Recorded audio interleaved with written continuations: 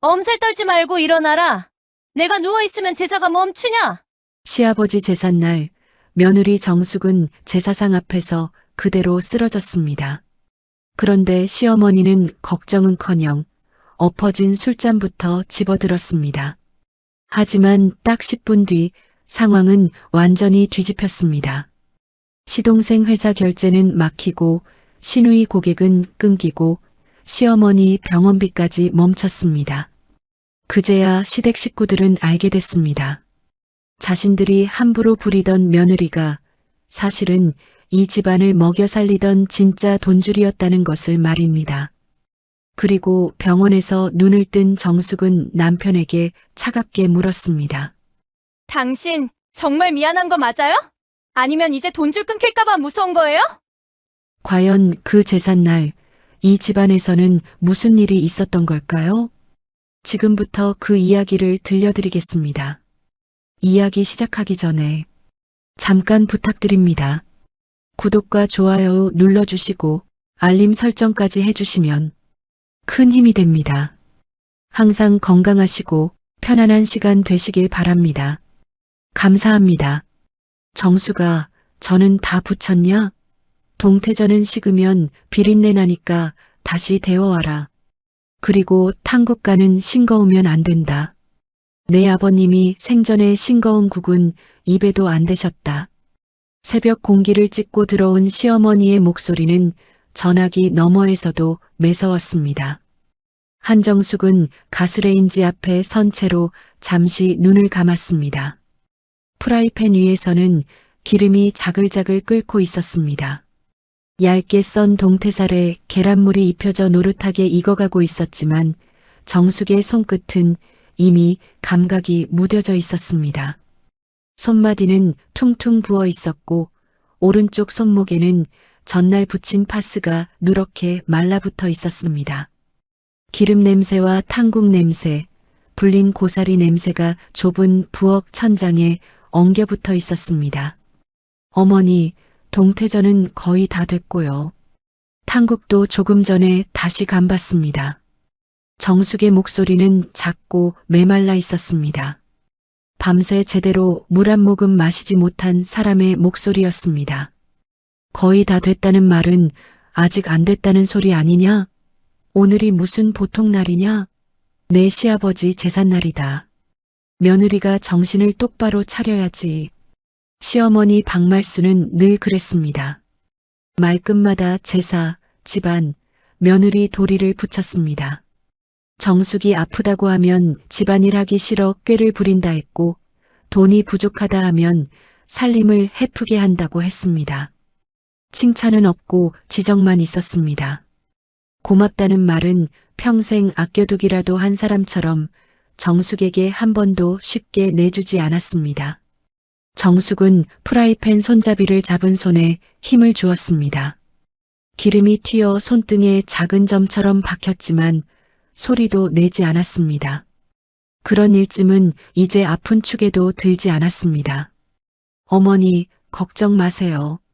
늦지 않게 갈게요. 걱정을 안 하게 해야 걱정을 안 하지. 그리고 말이다. 이번에는 미경이네 애들도 온다니까 갈비찜 좀 넉넉히 해라. 애들이 고기를 좋아하잖냐.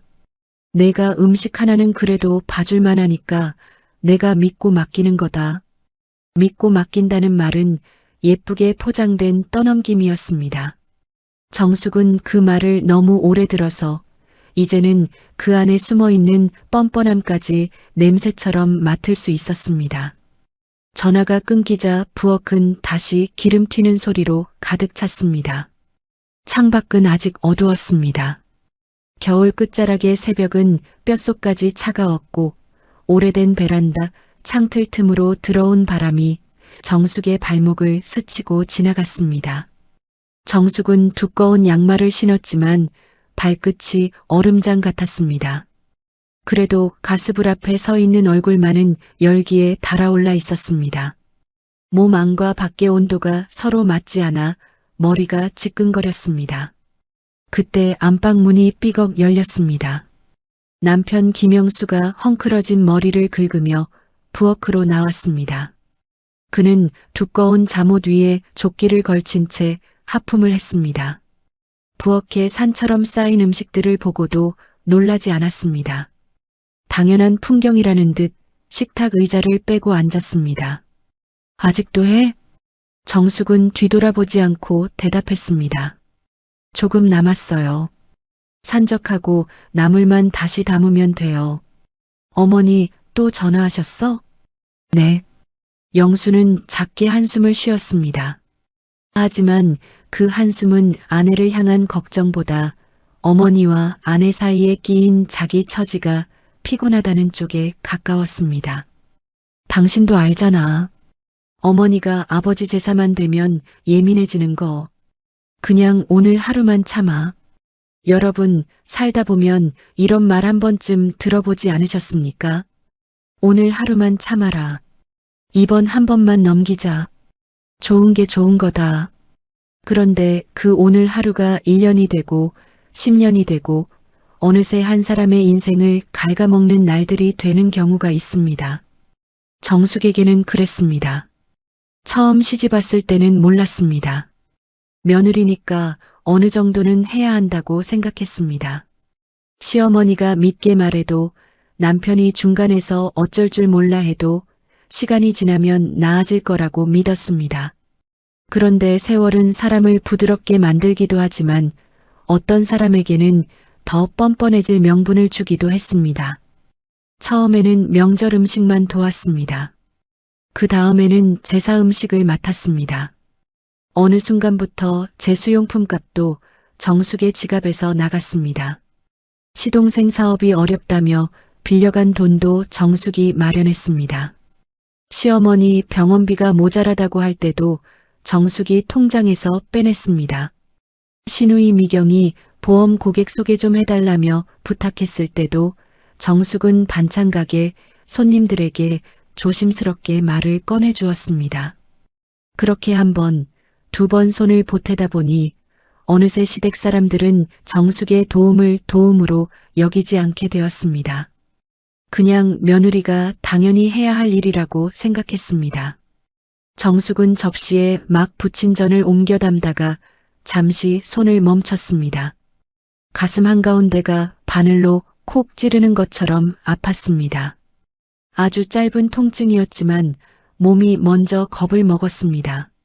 숨이 얕아졌고 눈앞에 형광등 빛이 순간 흐릿해졌습니다.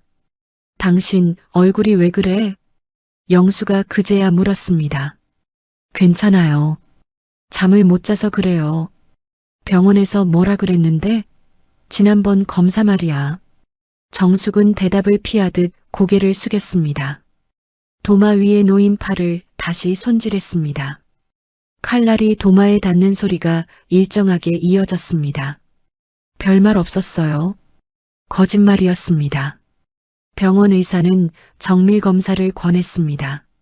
심장 쪽에 이상 신호가 있을 수 있으니 무리하지 말라고 했습니다. 스트레스와 과로가 겹치면 위험할 수 있다고 했습니다. 하지만 그 말을 집에 가져와도 달라질 것은 없었습니다. 시어머니는 제사를 앞두고 며느리가 병원 핑계를 댄다고 할 것이고 남편은 걱정하는 얼굴로 결국 똑같이 말할 것이었습니다. 오늘만 참자고 말입니다. 그때 정숙의 휴대폰이 다시 울렸습니다. 이번에는 시누이 김미경이었습니다. 정숙은 기름 묻은 손을 행주에 닿고 전화를 받았습니다. 형님, 우리 애들 오늘 갈 거니까 잡채 좀 많이 해놔요. 지난번엔 금방 떨어져서 애들이 아쉬워하더라고요. 미경의 목소리는 밝았습니다. 하지만 그 밝음에는 미안함이 한 방울도 섞여 있지 않았습니다. 잡채도 해놨어. 걱정하지 마. 아, 그리고 엄마가 그러시는데 과일은 좋은 걸로 샀죠? 제사상에 올리는 건데 싼티 나면 안 되잖아요. 요즘 사람들 다 봐요. 정숙은 식탁 한쪽에 놓인 사과와 배 상자를 바라보았습니다. 새벽 시장에서 가장 흠없는 것으로 고른 것들이었습니다. 무거운 상자를 들고 오느라 허리가 끊어질 듯 아팠습니다. 그런데도 돌아오는 말은 싼티 나면 안 된다는 말이었습니다. 응, 좋은 걸로 샀어. 역시 형님이 알아서 잘해요. 우리는 가서 절만 하면 되니까 편하네요. 아, 그리고 엄마가 요즘 무릎 아프다니까 오늘 설거지는 형님이 끝까지 좀 챙겨요. 엄마 움직이면 또 밤새 알아요. 정숙은 잠시 말이 없었습니다. 수화기 너머에서 미경은 누군가에게 웃으며 말했습니다. 마치 정숙과 통화하는 일이 별것 아니라는 듯 했습니다. 형님, 듣고 있어요? 듣고 있어. 그럼 이따 봐요. 아, 우리 애들 용돈은 부담 갖지 말고요. 그래도 명색이 큰엄마니까 알아서 하시겠지만요. 통화가 끊겼습니다. 정숙은 한동안 휴대폰을 내려놓지 못했습니다. 화면은 까맣게 꺼졌지만 미경의 목소리는 아직 부엌에 남아있는 것 같았습니다. 알아서 하시겠지만요.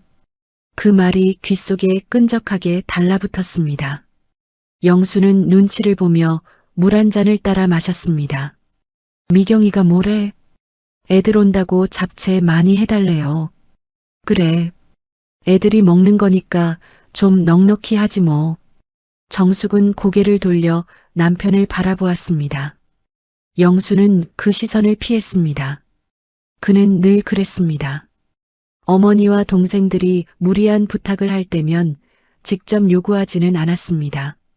하지만 말리지도 않았습니다. 그 침묵이 결국 정숙의 몫을 더 크게 만들었습니다. 부엌 한쪽에는 이미 완성된 음식들이 줄지어 놓여 있었습니다. 동태전, 동그랑땡, 산적, 고사리나물, 도라지나물, 시금치나물, 탕국, 갈비찜, 잡채, 조기구이까지 있었습니다. 제사상 하나 차리자고 만든 음식이라기엔 양이 너무 많았습니다. 사실상 시댁 식구들 한 끼 잔치상이었습니다. 정숙은 마지막으로 탕국에 불을 줄였습니다. 냄비 뚜껑을 여는 순간 소고기와 무, 다시마 향이 따뜻하게 올라왔습니다. 하지만 그 따뜻한 냄새도 정숙의 속을 달래주지는 못했습니다. 속은 비어 있었고 위는 쓰렸습니다. 새벽 내내 커피 반잔으로 버틴 몸이 이제는 신호를 보내고 있었습니다. 그때 휴대폰에 문자가 도착했습니다. 누나, 오늘 몸 안 좋으면 가지 마. 제사는 산 사람 잡자고 하는 게 아니야. 보낸 사람은 친정 남동생 한도윤이었습니다. 정숙은 문자를 보고 한참을 멈춰섰습니다. 눈가가 따끔했습니다. 누군가 자신의 몸을 걱정해준다는 사실이 이상하게 낯설었습니다. 시댁에서 너무 오래 살다 보니 아파도 되는 사람이라는 걸 잊고 살았습니다. 잠시 뒤 다시 문자가 왔습니다. 지난번 병원 검사 결과 나한테 솔직히 말해. 누나 또 숨기고 있는 거지. 정숙은 답장을 쓰려다가 지웠습니다. 괜찮아. 별일 아니야. 늘 하던 말이 손끝에서 맴돌았습니다.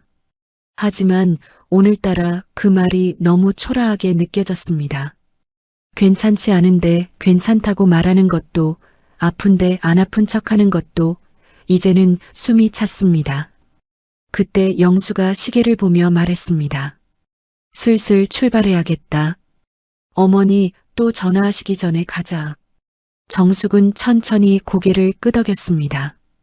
음식들을 보자기에 싸고 반찬통 뚜껑을 하나씩 닫았습니다. 플라스틱 뚜껑이 딸깍거리는 소리가 부엌에 작게 울렸습니다. 그 소리마저 정숙에게는 무거웠습니다. 하나하나가 의무 같았고 족쇄 같았습니다. 차에 음식을 싣는 일도 정숙의 몫이었습니다.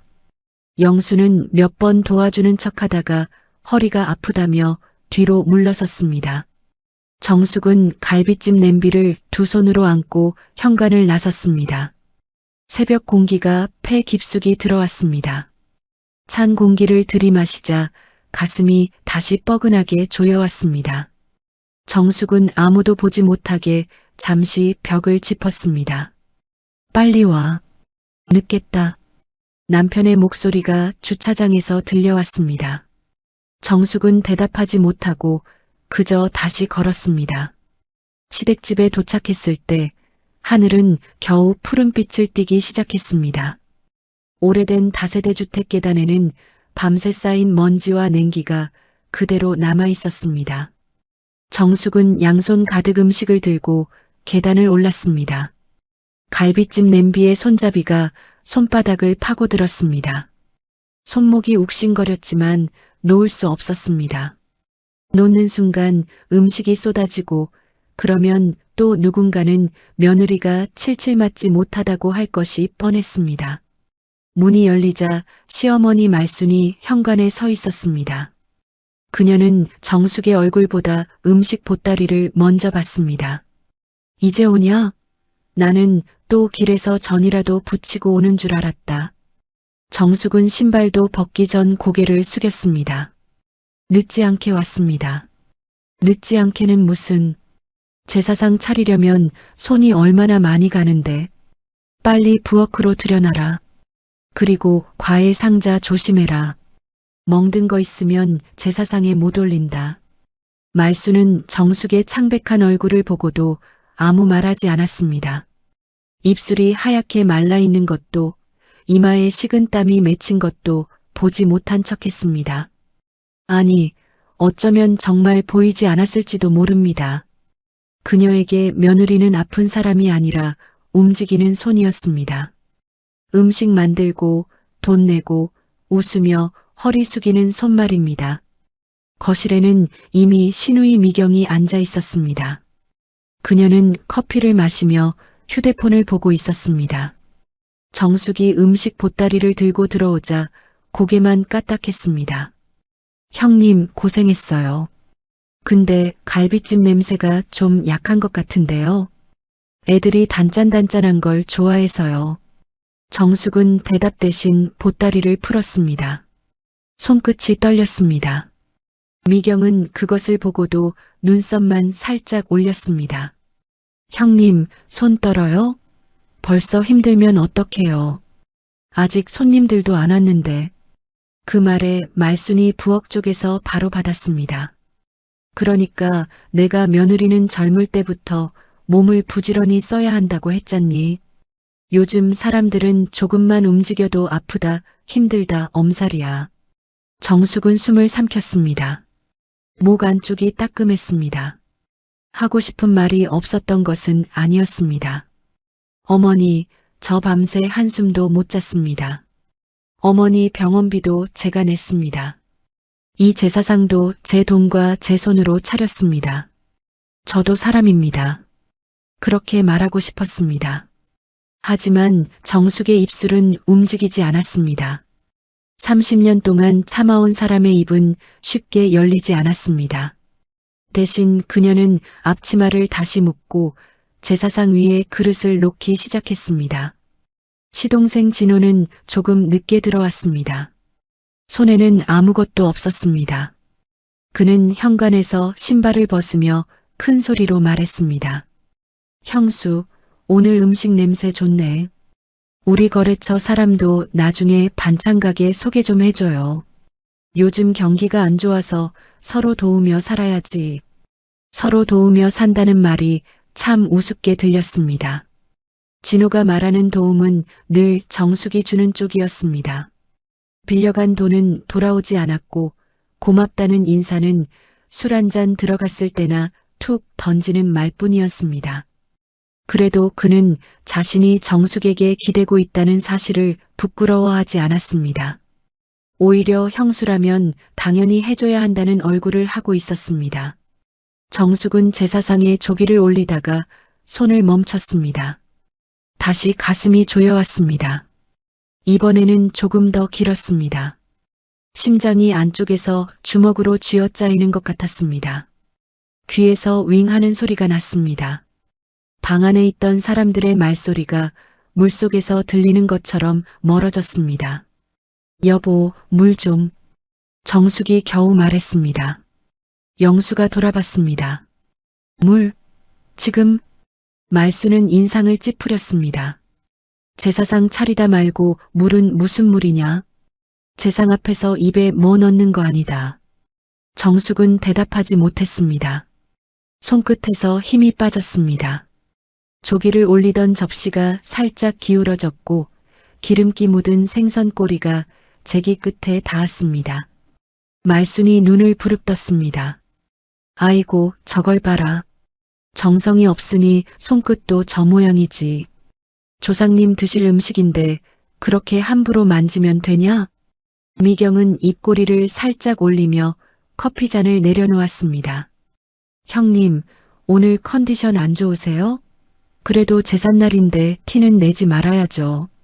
엄마 속상하시게. 그 말은 걱정처럼 들렸지만 속은 칼날 같았습니다. 아픈 사람을 향해 괜찮냐고 묻는 척하면서 사실은 내가 분위기를 망치고 있다고 찌르는 말이었습니다. 정숙은 제기 옆을 짚었습니다. 손바닥에 차가운 나무 감촉이 닿았습니다. 그 차가움이 이상하게 선명했습니다. 방 안에는 향 냄새가 옅게 퍼지고 있었습니다. 막현 향에서 올라오는 연기가 천천히 흔들렸습니다. 그 연기 사이로 시아버지의 영정사진이 보였습니다. 정숙은 그 사진을 보며 문득 허탈해졌습니다. 살아생전에도 말이 없던 시아버지는 죽어서도 정숙이 어떤 대우를 받는지 말없이 보고만 있었습니다. 여러분, 어떤 집은 제사를 지낸다고 하면서 산 사람의 마음을 먼저 죽입니다. 조상을 위한다는 말로 며느리의 잠을 빼앗고 정성을 말하면서 한 사람의 몸을 혹사시킵니다. 그런데도 그 집 사람들은 모릅니다.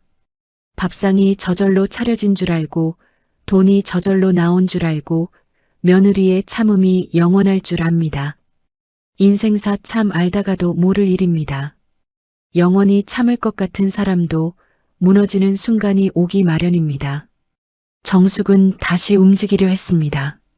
하지만 발바닥이 바닥에 붙은 듯 떨어지지 않았습니다. 숨을 들이쉬는데 가슴이 막혔습니다. 눈앞이 하얗게 번졌습니다. 누군가의 목소리가 들렸습니다. 말순의 목소리였습니다. 정수가 뭐하냐? 빨리 술잔이랑 수저 놓아라. 사람들이 다 기다리잖아. 정숙은 술잔을 집으려 손을 뻗었습니다. 손이 허공에서 흔들렸습니다. 그 순간 술잔 하나가 달그락 소리를 내며 상 위에서 넘어졌습니다. 맑은 술이 제사상 위로 번졌습니다. 방 안 공기가 얼어붙었습니다. 말순의 얼굴이 붉게 달아올랐습니다. 너 지금 뭐 하는 짓이냐? 정숙은 입을 열었지만 말이 나오지 않았습니다. 목구멍이 꽉 막혔습니다. 미경이 자리에서 벌떡 일어났습니다. 형님, 아무리 몸이 안 좋아도 이건 아니죠. 오늘 아버지 제사예요. 진호도 눈살을 찌푸렸습니다. 형수, 손님들 오기 전에 이러면 좀 곤란한데. 영수는 당황한 얼굴로 정숙에게 다가왔습니다. 당신 왜 그래? 괜찮아? 정숙은 대답 대신 가슴을 움켜쥐었습니다. 손가락이 저릿했고 등줄기를 타고 식은땀이 흘렀습니다. 무릎에서 힘이 빠졌습니다. 그녀는 상 모서리를 붙잡으려 했지만 손이 미끄러졌습니다. 그리고 그대로 주저앉았습니다. 쿵 하는 소리가 방 안에 낮게 울렸습니다. 그제야 사람들의 얼굴에 놀람이 스쳤습니다. 하지만 그 놀람은 걱정보다 불쾌함에 가까웠습니다. 말순은 제사상에 번진 술자국을 먼저 받고 미경은 자신의 치맛자락에 튄 국물 자국을 먼저 털었습니다. 진호는 손님들이 오기 전에 상황이 커질까봐 현관 쪽을 힐끗거렸습니다. 정숙은 차가운 바닥에 손을 짚고 앉아 있었습니다. 손바닥 아래로 오래된 장판의 거친 결이 느껴졌습니다. 숨을 쉴 때마다 가슴 안쪽이 찢어질 듯 아팠습니다. 눈앞에 놓인 제사상 다리가 2개로 보였다가 4개로 번졌습니다. 그때 말순이 정숙에게 다가왔습니다. 사람이라면 이쯤에서 며느리의 어깨라도 붙잡고 괜찮냐고 물었을 것입니다. 그러나 말수는 허리를 굽히더니 정숙의 얼굴이 아니라 넘어진 술잔을 집어들었습니다. 그리고 낮고 차가운 목소리로 말했습니다. 제삿날에 이게 무슨 재수 없는 짓이냐?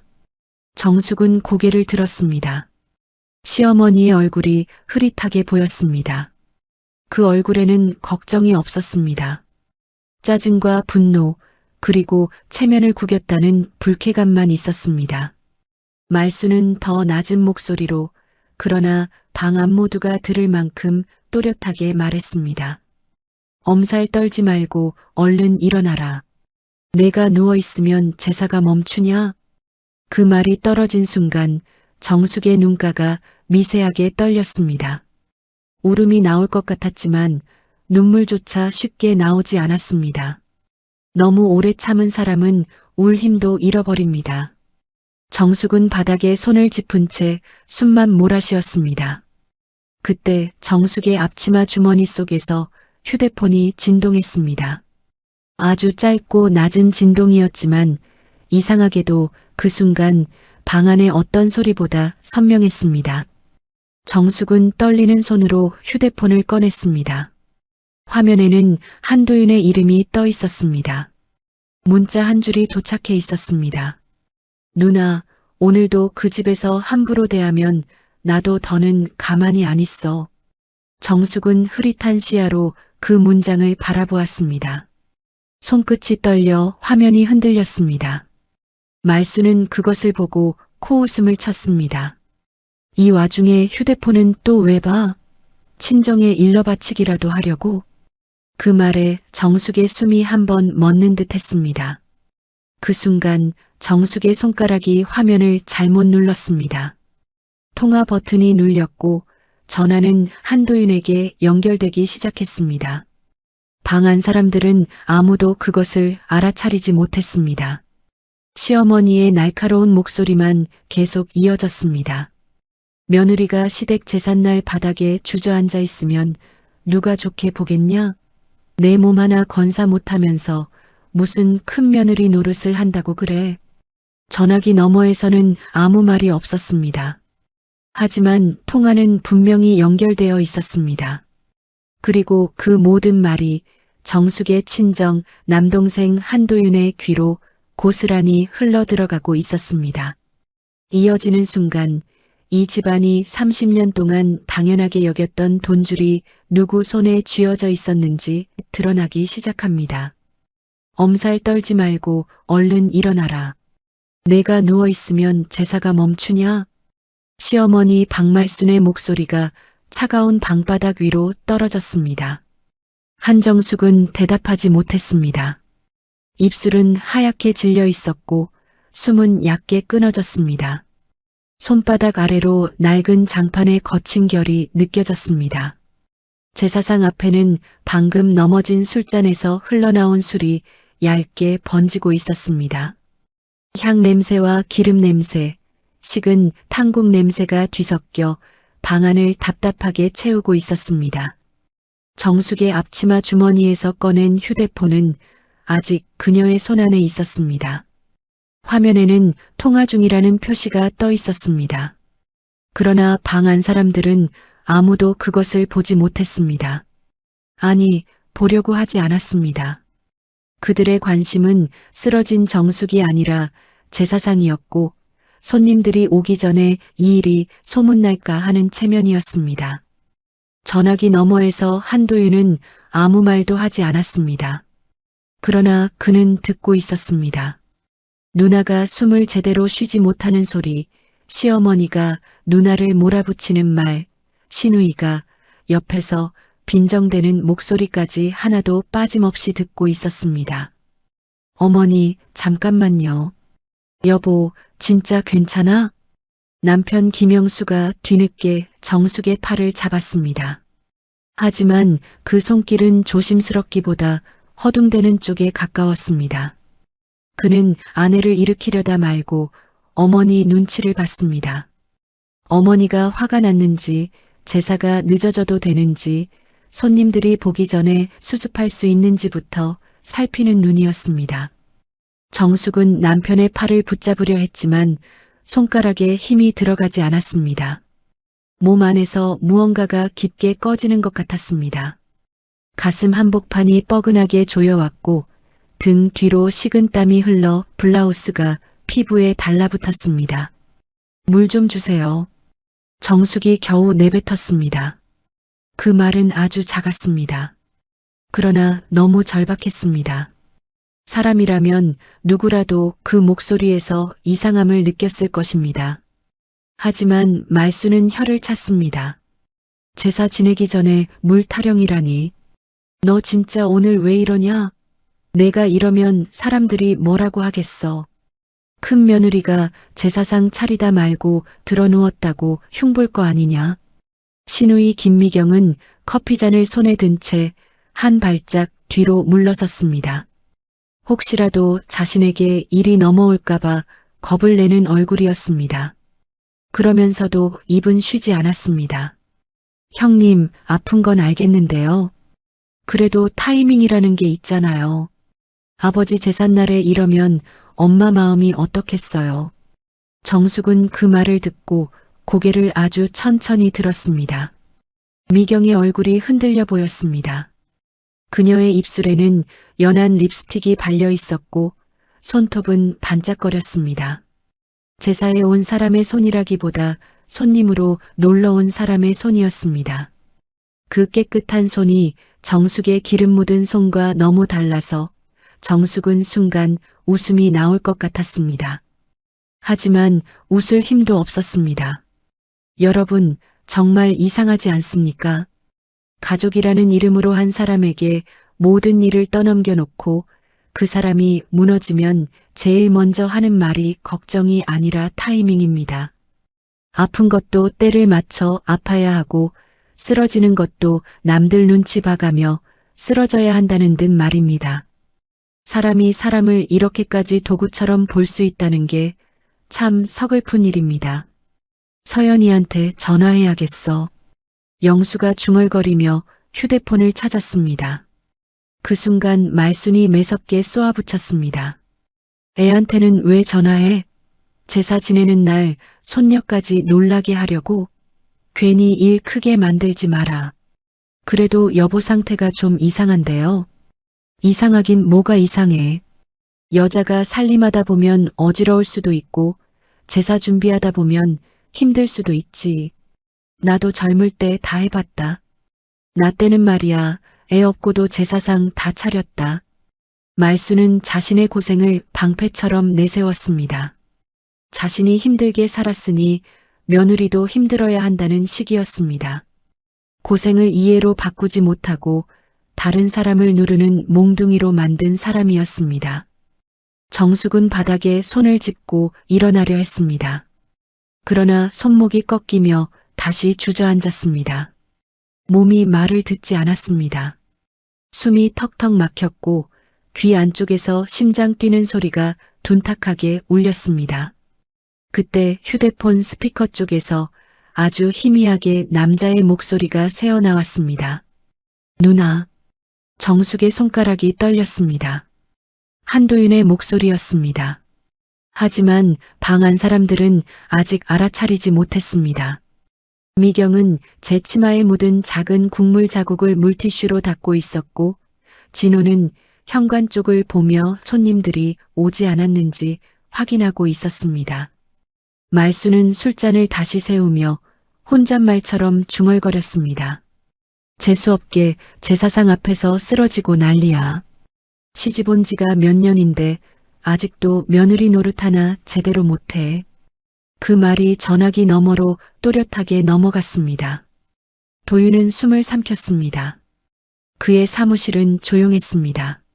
아침 햇살이 아직 들지 않은 회의실 안 책상 위에는 거래, 서류들이 가지런히 놓여 있었습니다. 그는 조금 전까지 납품 일정표를 확인하고 있었습니다. 그러나 지금 그의 손은 서류 위에서 멈춰 있었습니다. 손등에 핏줄이 굵게 솟아 있었습니다.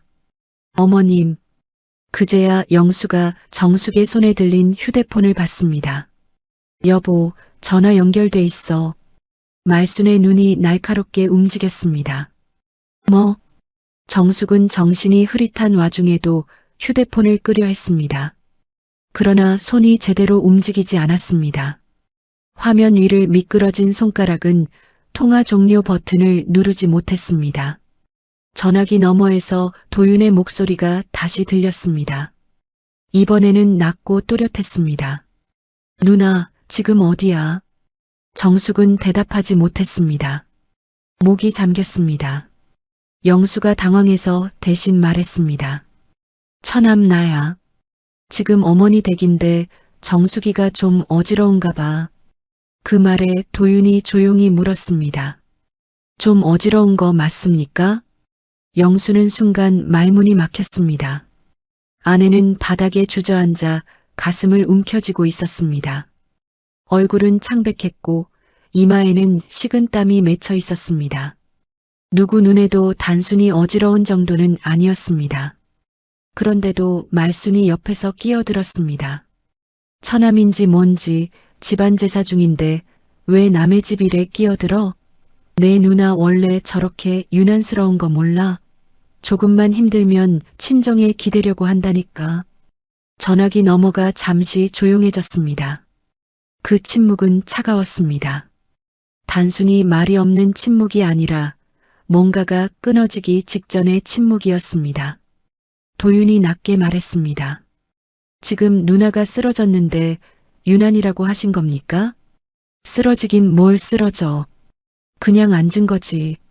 며느리가 시댁 제삿날 친정 동생한테 전화나 연결해 놓고 아주 집안 망신을 시키는구나.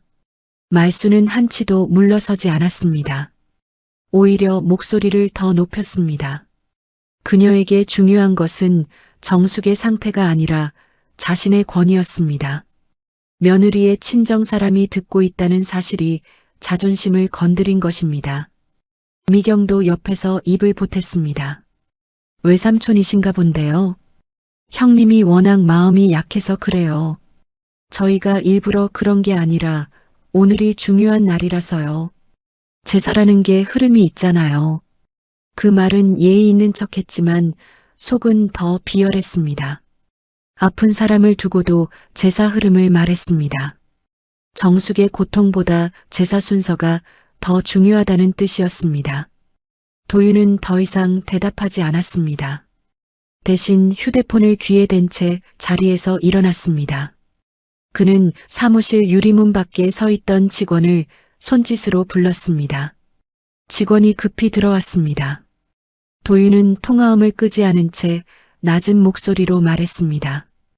김진호 인테리어 쪽 결제, 오늘 예정된 거 전부 보류하세요. 직원이 놀라 되물었습니다. 대표님, 오늘 오전에 대금 나가기로 되어 있는 건입니다. 전부 보류하세요. 그리고 박미경 씨 쪽 보험 고객 소개 건도 중단하세요. 누나 가게 통해 나가던 명절 선물 납품도 잠정 중단합니다. 직원의 얼굴이 굳었습니다. 그는 뭔가 큰일이 났다는 걸 직감했습니다. 알겠습니다. 전화기 너머에서 이 대화가 희미하게 들렸습니다. 하지만 시댁 사람들은 그 의미를 아직 몰랐습니다. 그저 처남이 어디선가 화가 난 것 같다고만 생각했습니다. 정숙은 도윤의 목소리를 듣고 눈을 감았습니다. 이상하게 마음 한구석이 무너졌습니다. 그동안 친정에 걱정 끼치기 싫어서 숨겨왔던 모든 것이 하필 이런 방식으로 들켜버렸습니다. 부끄러웠습니다. 아픈 자신이 부끄러운 것이 아니라 이렇게까지 참고 살아온 세월이 부끄러웠습니다. 그때 현관문 비밀번호 누르는 소리가 들렸습니다. 삐빅, 삐빅, 삐빅. 잠시 뒤 문이 열리며 딸 김서연이 들어왔습니다. 서연은 근무를 마치고 바로 온 듯 머리를 하나로 묶고 있었고 외투 안에는 병원 근무복이 살짝 보였습니다. 그녀는 현관에 놓인 음식 보따리와 거실에 모인 사람들, 그리고 바닥에 주저앉은 엄마를 보자마자 얼굴이 굳었습니다. 엄마. 서연은 신발도 제대로 벗지 못하고 뛰어들어왔습니다. 그녀의 목소리는 방한 공기를 단숨에 갈랐습니다. 정숙은 딸을 보자 눈빛이 흔들렸습니다. 서연아, 괜찮아. 그 말은 입버릇처럼 나왔습니다. 괜찮지 않을 때마다 가장 먼저 나오는 말이었습니다. 서연은 엄마의 손을 잡았습니다.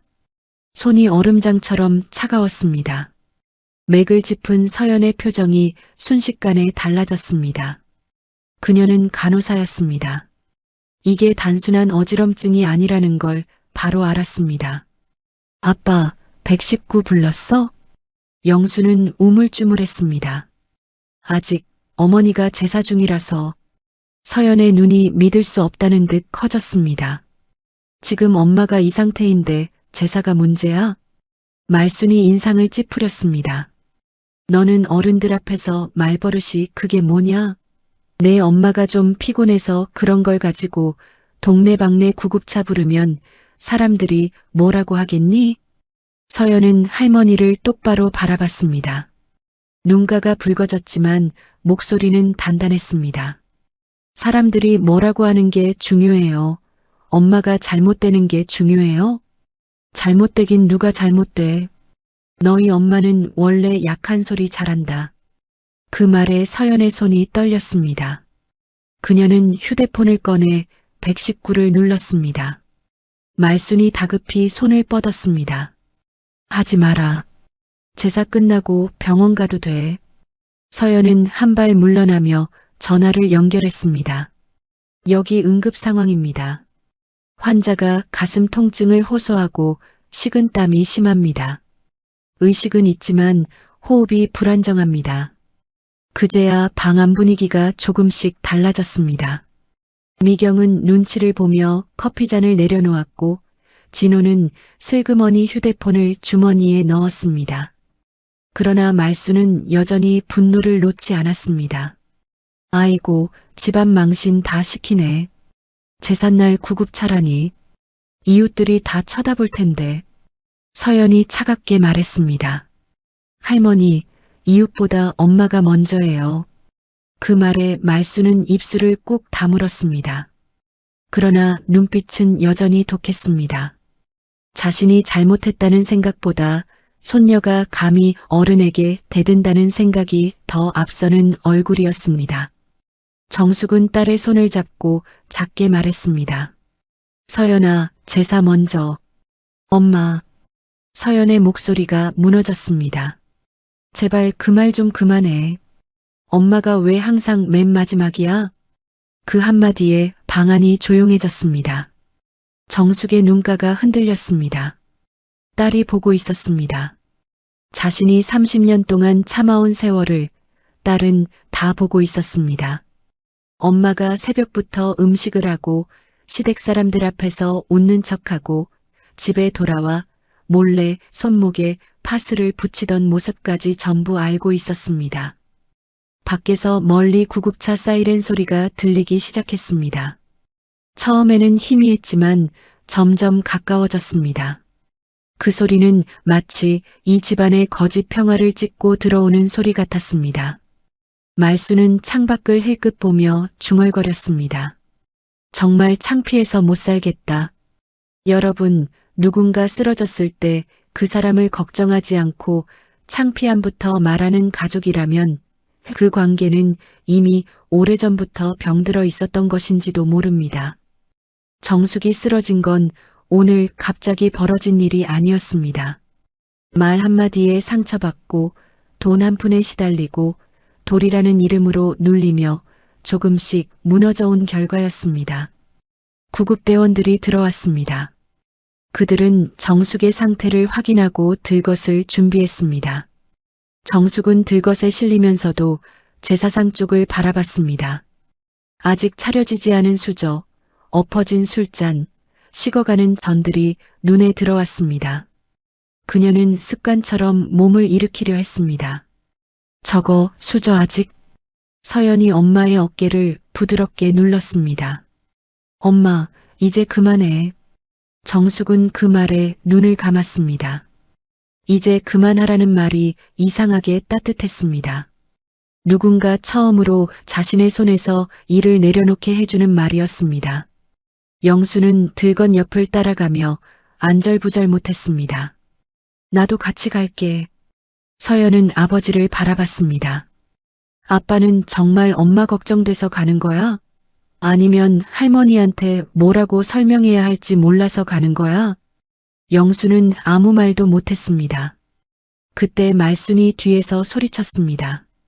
제사는 누가 지내고 가려고? 영수야, 너라도 남아야지. 내 아버지 제사다. 영수의 발이 멈췄습니다. 들것은 현관 쪽으로 움직이고 있었습니다. 아내는 창백한 얼굴로 누워 있었고 어머니는 제사를 말하고 있었습니다. 그는 그 사이에서 또다시 흔들렸습니다. 서연은 그 모습을 보고 입술을 깨물었습니다. 아빠. 짧은 부름이었지만 그 안에는 수십 년의 실망이 담겨 있었습니다. 영수는 결국 들것을 따라 나섰습니다. 하지만 그 걸음은 단단하지 못했습니다. 뒤에서 들려오는 어머니의 한숨과 원망이 그의 등을 붙잡고 있었습니다. 정숙이 현관을 지나 밖으로 나가는 순간 시댁 거실에 남아있던 진호의 휴대폰이 요란하게 울렸습니다. 그는 귀찮다는 듯 전화를 받았습니다. 예, 김진호입니다. 아, 부장님. 네, 오늘 결제 들어오는 거 확인하려고 했습니다. 처음에는 아무렇지 않던 그의 얼굴이 서서히 굳었습니다. 눈썹이 올라가고 입술이 벌어졌습니다. 그는 방 안 사람들을 한번 둘러본 뒤 목소리를 낮췄습니다. 네, 보류요? 아니, 갑자기 왜요? 오늘 그 돈 들어와야 자재 대금 막는데요. 미경이 고개를 돌렸습니다. 말순도 인상을 찌푸렸습니다. 진호의 손에 들린 휴대폰이 미세하게 떨렸습니다. 한도윤 대표님 지시라고요? 그 이름이 나오자 방안 공기가 순간 멈췄습니다. 미경의 얼굴에서 여유가 사라졌습니다. 말순의 눈동자가 흔들렸습니다. 영수도 현관 앞에서 뒤돌아봤습니다.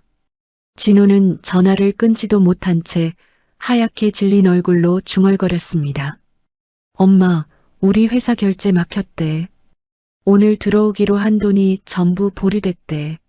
말순이 날카롭게 물었습니다. 그게 무슨 소리야? 진호의 목소리는 이미 떨리고 있었습니다. 누가 막은 건지 알아? 형수 동생이래. 한도윤 대표가 직접 지시했대.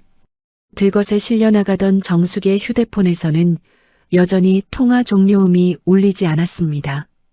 그리고 전화기 너머에서 한도윤의 낮은 목소리가 마지막으로 들렸습니다. 이제 시작입니다.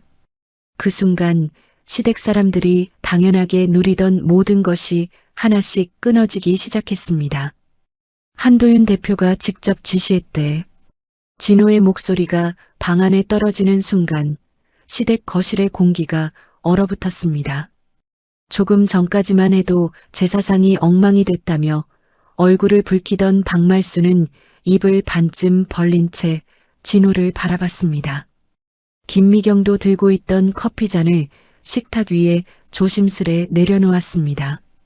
잠 바닥이 나무 식탁에 닿으며 딱 하는 소리가 났습니다. 그 작은 소리마저 유난히 크게 들릴 만큼 방 안은 조용해졌습니다. 현관문 밖에서는 구급대원들이 정숙을 들것에 실어 엘리베이터 쪽으로 옮기고 있었습니다. 낡은 복도에는 구급대원의 무전기 소리와 바퀴 굴러가는 소리가 차갑게 울렸습니다. 정숙의 얼굴은 하얗게 질려 있었고 이마에는 식은 땀이 맺혀 있었습니다. 서연은 들건 옆을 따라가며 엄마의 손을 놓지 않았습니다. 손끝이 얼음장처럼 차가웠습니다. 엄마, 조금만 버텨. 병원 금방 가. 정숙은 눈을 뜨려 했지만 눈꺼풀이 무거웠습니다. 딸의 목소리가 멀리서 들리는 것 같았습니다. 제사상 위에 놓인 조기 냄새, 탕국 냄새, 향 냄새가 아직 코끝에 남아 있었습니다. 그 냄새들은 이제 역하게 느껴졌습니다. 평생을 며느리의 돌이라며 맡아온 냄새였지만 오늘은 자신의 몸을 짓누르는 무거운 돌덩이 같았습니다. 구급차 문이 닫혔습니다. 차 안은 하얗고 차가웠습니다. 의료 장비에서 나는 알코올 냄새가 코끝을 찔렀습니다. 구급대원이 혈압을 재고 산소 포화도를 확인했습니다. 기계음이 짧게 울릴 때마다 서연의 얼굴이 더 굳어졌습니다. 보호자분, 환자분 평소에 심장 쪽 검사 받으신 적 있으십니까? 서연은 엄마를 내려다봤습니다. 얼마 전에 병원 다녀오신 건 알아요. 그런데 자세히는 말씀을 안 하셨어요. 그 말에 정숙의 눈가가 미세하게 떨렸습니다. 들키고 싶지 않았던 비밀이었습니다. 자식에게 걱정 끼치기 싫었습니다. 남편에게 말해봤자 결국 어머니 제사, 동생 사업, 집안 체면 앞에서 밀릴 것 같았습니다. 그래서 혼자 병원에 갔고 혼자 검사지를 접어 가방 안쪽에 넣어두었습니다. 서연은 엄마의 가방을 열었습니다. 손이 떨렸습니다. 지갑과 손수건, 오래된 약봉지 사이에서 접힌 병원 서류가 나왔습니다.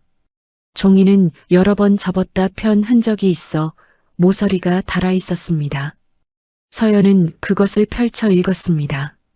심장 정밀 검사 권유, 과로와 스트레스 주의, 흉통 지속 시 즉시 응급실 내원이라는 문장이 눈에 들어왔습니다. 서연의 숨이 막혔습니다. 엄마, 이걸 왜 말 안 했어? 정숙은 희미하게 입술을 움직였습니다. 별일 아니야. 그 말이 또 나왔습니다. 괜찮아. 별일 아니야. 정숙이 평생 자신을 지우며 살아온 말이었습니다. 서연은 눈물을 삼켰습니다. 별일 아니긴 뭐가 별일 아니야. 엄마가 지금 쓰러졌잖아. 구급차 사이렌이 도로 위로 길게 퍼졌습니다. 창밖의 건물들이 빠르게 뒤로 밀려났습니다. 서연은 엄마의 손을 꼭 쥐었습니다. 엄마의 손은 거칠었습니다.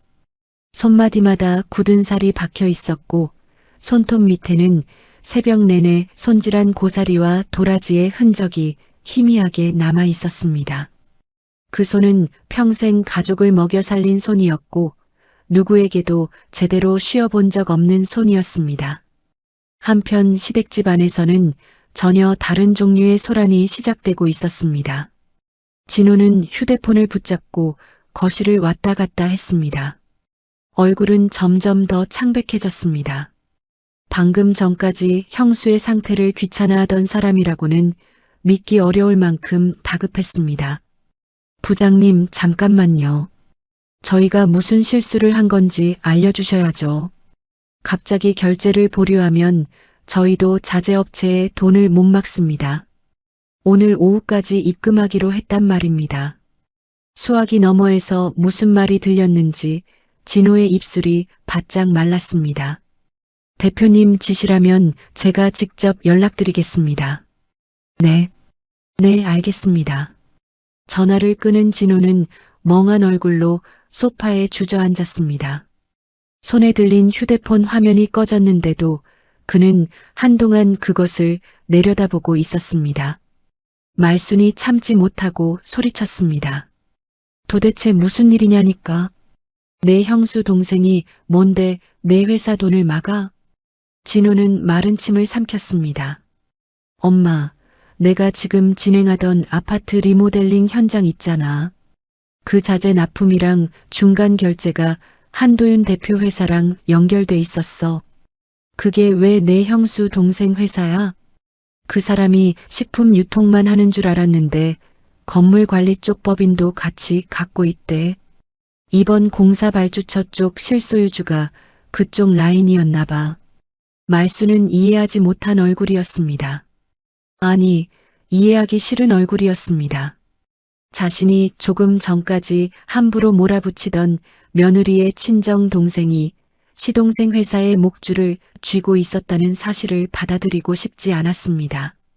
미경이 슬쩍 끼어들었습니다. 진호야, 그래도 일은 일이지. 설마 형님 쓰러진 것 때문에 거래를 끊겠어? 그건 너무 치사한 거 아니야? 진호는 미경을 날카롭게 쳐다봤습니다. 누나, 지금 그런 말 할 때야? 오늘 돈 안 들어오면 나 자재 대금 못 막아. 그러면 현장 멈춰. 현장 멈추면 위약금 물어야 돼. 그제야 미경의 얼굴에도 불안이 번졌습니다. 그녀는 자기 휴대폰을 확인했습니다. 메시지가 여러 개 와 있었습니다. 방금 전까지는 무심히 넘겼던 고객들의 알림이었습니다. 미경은 그중 하나를 눌렀습니다. 고객님, 보험 상담권은 다음에 다시 연락드리겠습니다. 다른 메시지도 비슷했습니다. 소개받은 분께 다시 확인해 보니 이번 상담은 보류하겠다고 하십니다. 미경의 눈동자가 흔들렸습니다. 그녀는 손가락으로 빠르게 화면을 넘겼습니다. 비슷한 내용의 취소 메시지가 3개, 4개, 5개 이어졌습니다. 모두 정숙의 반찬가게 손님이거나 정숙이 조심스럽게 연결해준 사람들이었습니다. 미경은 애써 웃으려 했습니다. 별일 아니겠지. 보험은 원래 변동이 많으니까. 하지만 목소리 끝이 떨렸습니다.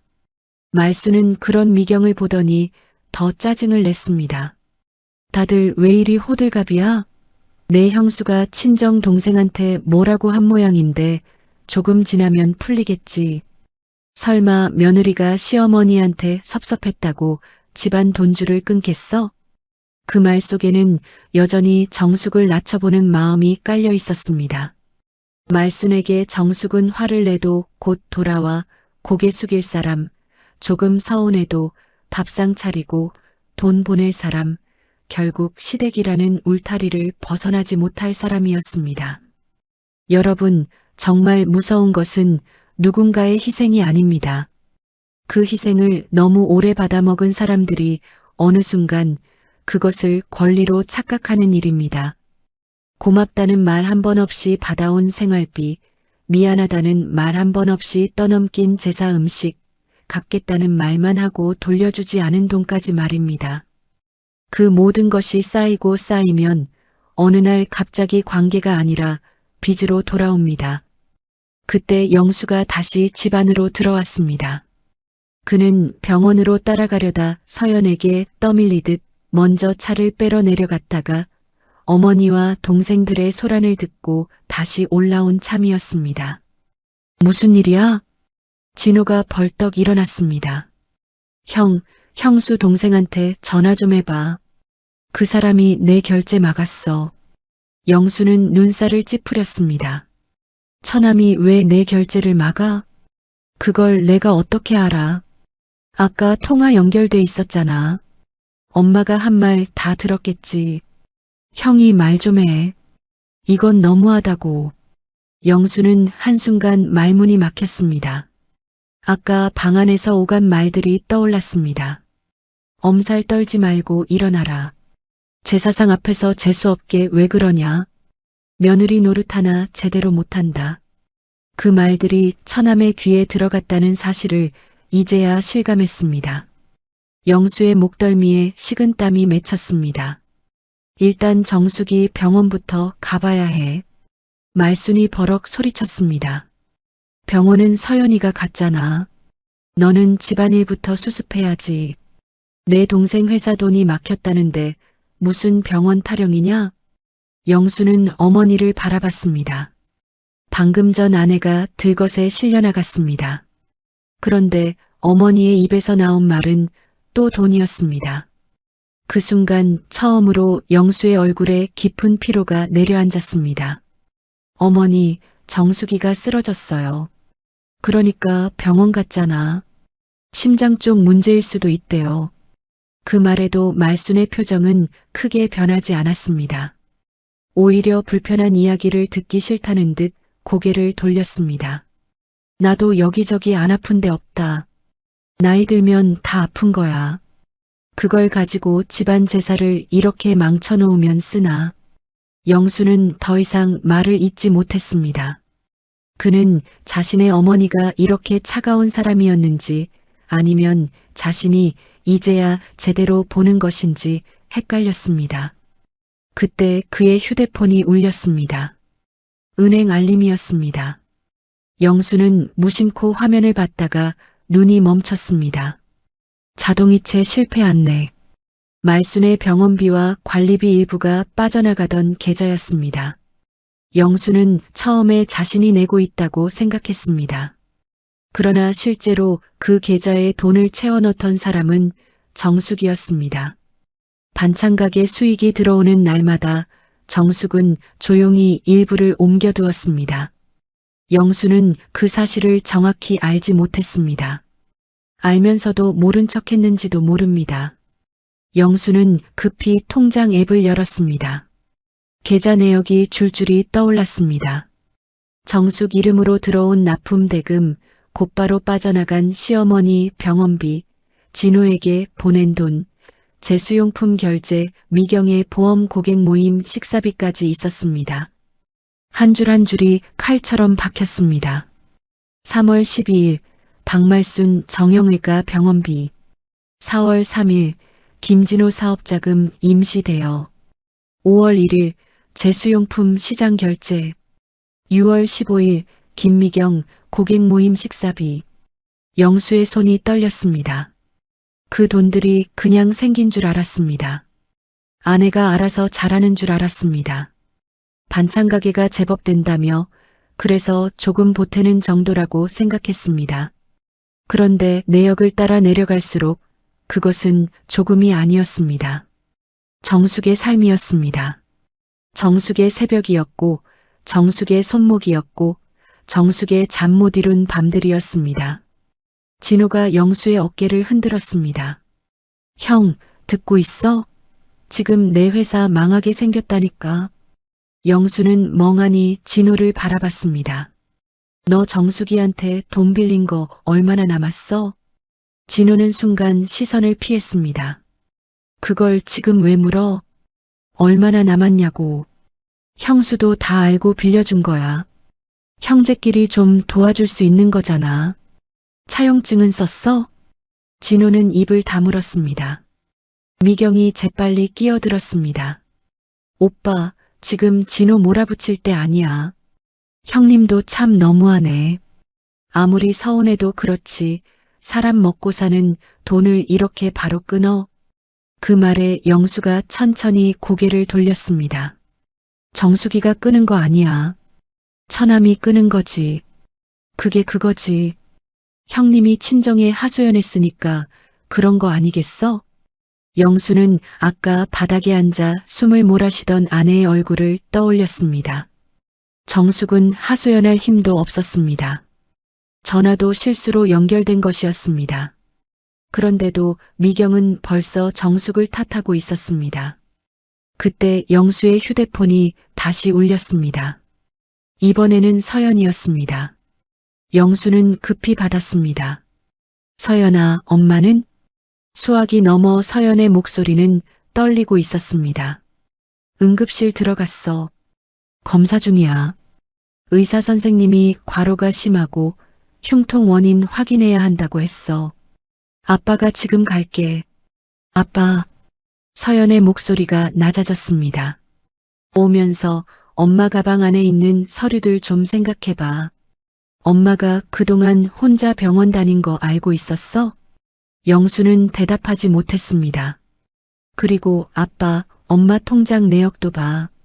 아빠가 외면한 게 뭔지 똑바로 봐. 전화가 끊겼습니다. 영수는 한동안 휴대폰을 귀에서 떼지 못했습니다. 방 안에서는 여전히 진호가 결제를 걱정했고 미경이 고객 취소를 중얼거렸고 말순이 제사 망쳤다고 한숨을 쉬었습니다. 그런데 그 모든 소리가 이제는 영수에게 다르게 들렸습니다. 아내가 쓰러졌는데도 자기 손에부터 따지는 가족들의 목소리였습니다. 그는 천천히 제사상을 바라봤습니다. 식어가는 전 가지런히 담긴 나물, 윤기가 흐르는 갈비찜, 흠 하나 없는 과일들.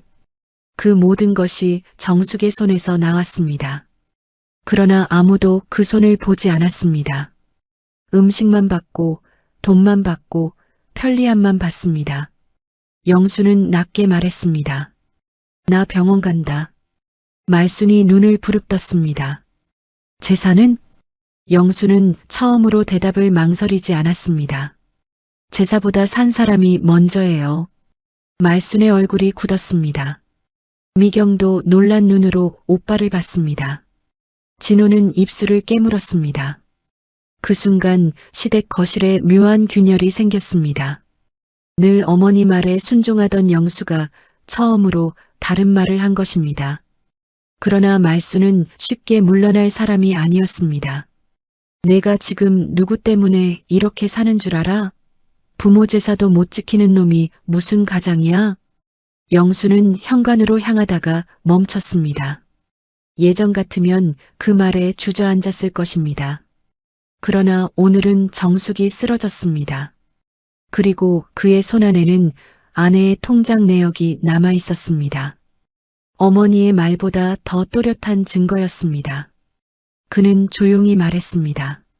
어머니, 우리 집을 지킨 건 제가 아니라 정숙이었어요. 그 말에 말순은 순간 숨을 멈췄습니다. 바로 그때 초인종이 울렸습니다. 딩동. 모두가 현관을 바라봤습니다. 이른 아침 제사 손님이 오기에는 아직 시간이 애매했습니다. 진호는 불안한 얼굴로 문 쪽을 봤고 미경은 휴대폰을 가슴에 붙잡았습니다.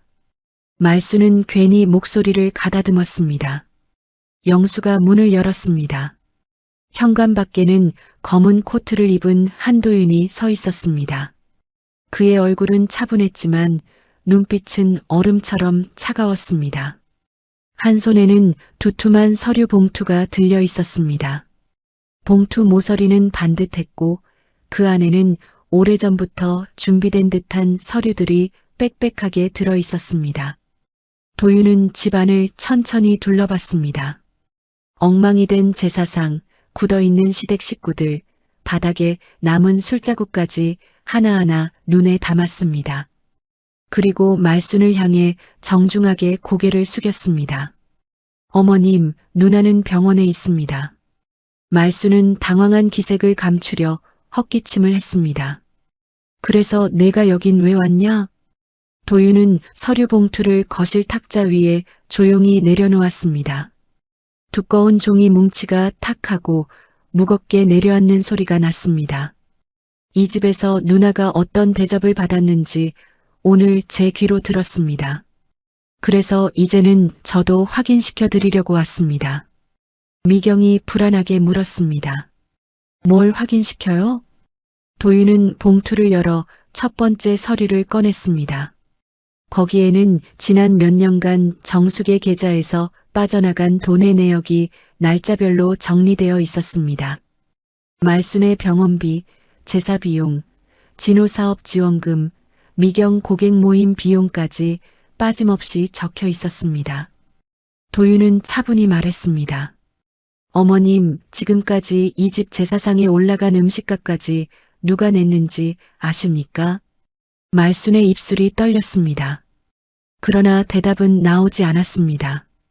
도윤은 마지막 서류 한 장을 꺼내 탁자 위에 올려놓았습니다. 그 종이 맨 위에는 굵은 글씨로 적혀 있었습니다. 지원 중단 목록. 도윤의 목소리는 낮았지만 방 안 모든 사람의 가슴을 내려치는 것처럼 또렷했습니다. 그리고 이건 오늘부로 끊기는 지원 목록입니다. 그 순간 시댁 사람들의 얼굴에서 피가 빠져나갔습니다. 그들이 며느리라고 낮춰보던 사람이 사실은 이 집안이 무너지지 않도록 붙잡고 있던 마지막 기둥이었다는 사실이 눈앞에 펼쳐지고 있었습니다. 한도윤이 탁자 위에 내려놓은 종이 한 장을 보는 순간 거실 안의 공기가 싸늘하게 가라앉았습니다. 박말수는 처음에는 그 종이가 뭔지도 제대로 보지 않았습니다. 아니, 보려고 하지 않았습니다. 종이에 적힌 글자를 읽는 순간 자신이 붙잡고 있던 자존심이 흔들릴 것 같았기 때문입니다.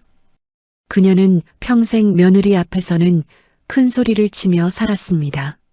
제사, 집안, 도리, 어른이라는 말을 앞세우면 정숙은 늘 고개를 숙였습니다. 그런데 지금은 달랐습니다. 정숙은 병원에 있었고 정숙 대신 친정 동생이 서류를 들고 이 집 거실에 서 있었습니다. 도윤은 천천히 첫 번째 서류를 펼쳤습니다. 종이가 넘어가는 소리가 방 안에 바스락 울렸습니다. 그 소리가 유난히 크게 들렸습니다. 식어가는 전 냄새, 엎질러진 술 냄새, 향 냄새가 뒤섞인 거실에서 도윤의 목소리만 또렷했습니다. 지난 5년간 누나 계좌에서 어머님 병원비로 나간 돈입니다. 정형외과, 내과, 한의원, 약국 결제까지 합치면 총액이 이 정도 됩니다. 도윤이 종이를 말순 앞에 밀어놓았습니다. 말순은 눈을 가늘게 뜨고 숫자를 봤습니다. 순간 입꼬리가 굳었습니다. 생각보다 큰 액수였습니다. 그녀는 그동안 병원비를 큰아들 영수가 알아서 내는 줄 알았습니다. 며느리가 조금 보태는 정도라고 생각했습니다. 그러나 종이 위에 적힌 이름은 한정숙이었습니다. 날짜마다 빠져나간 금액 옆에는 모두 정숙의 계좌가 적혀 있었습니다. 말수는 애써 헛기침을 했습니다. 며느리가 시어머니 병원비 좀 낼 수도 있지. 그걸 뭐 이렇게 종이까지 뽑아와서 유세를 해? 도윤은 얼굴색 하나 바꾸지 않았습니다. 낼 수 있습니다. 가족이니까요. 그런데 가족이면 쓰러진 사람에게 엄살 떨지 말라고 하지는 않습니다. 그 말에 말순의 눈썹이 꿈틀했습니다. 너 지금 나한테 훈계하러 온 거냐? 아닙니다. 확인시켜드리러 왔습니다. 누나가 이 집에서 며느리 노릇을 안 한 게 아니라 너무 많이 했다는 거요. 미경이 옆에서 참지 못하고 끼어들었습니다. 말은 바로 하세요. 형님이 누가 시켜서 한 것도 아니잖아요. 본인이 좋아서 챙긴 것도 있죠. 가족끼리 그렇게 계산하면 남보다 못한 거예요. 그 말에 도윤은 고개를 돌려 미경을 바라봤습니다. 눈빛은 차가웠지만 목소리는 여전히 낮았습니다. 좋아서 한 거라면 왜 받은 사람들은 한 번도 고맙다고 하지 않았습니까? 미경은 입을 다물었습니다. 그러나 곧 억지로 웃었습니다. 고맙다고 했죠. 우리가 매번 말을 안 해서 그렇지 마음으로는 다 고마워했죠. 마음으로만 고마워하셨군요. 그런데 필요할 때는 전화로 바로 말씀하셨습니다. 잡채 많이 해라, 갈비찜 넉넉히 해라, 애들 용돈 알아서 해라. 마음은 조용하고 요구는 또렷하셨습니다. 미경의 얼굴이 빨갛게 달아올랐습니다. 지금 저한테 시비 거시는 거예요? 아닙니다. 기록을 읽는 중입니다. 도윤은 두 번째 서류를 꺼냈습니다. 거기에는 제사와 명절 때 정숙이 결제한 내역이 정리되어 있었습니다. 시장 영수증, 과일 상자, 고깃값, 생선값, 제기 수리비, 손님상 비용까지 하나하나 적혀 있었습니다. 시아버님 제사 비용입니다. 매년 평균 이 정도가 나갔습니다. 오늘 제사상에 올라간 음식들도 대부분 누나가 새벽 시장에서 직접 사서 만들었습니다.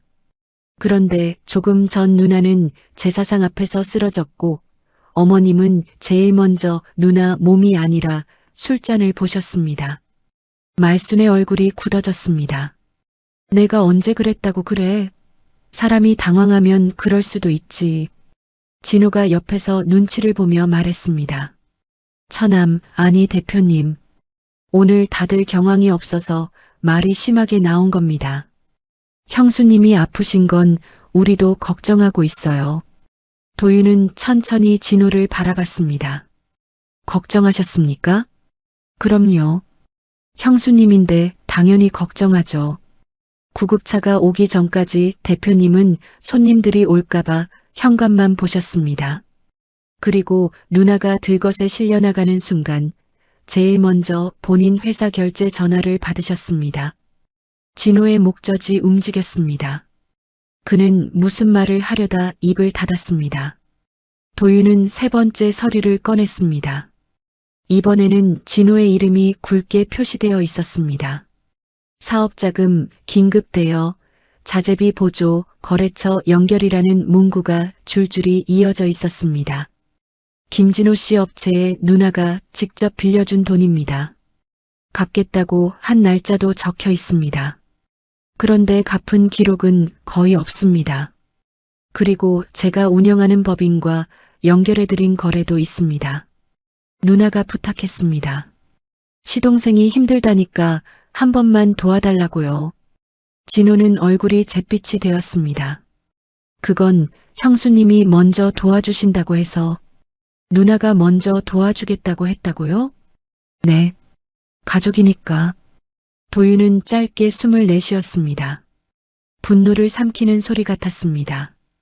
가족이라는 말 참 편하게 쓰십니다. 돈 받을 때는 가족이고 갚을 때는 형편이 어렵고 쓰러진 사람 볼 때는 제사 방해하는 며느리입니까? 그 말에 거실이 조용해졌습니다. 여러분, 사이다는 꼭 큰 소리로 욕을 해야 터지는 게 아닙니다. 때로는 조용히 숫자를 읽어내려가는 것만으로도 사람의 민낯이 드러납니다.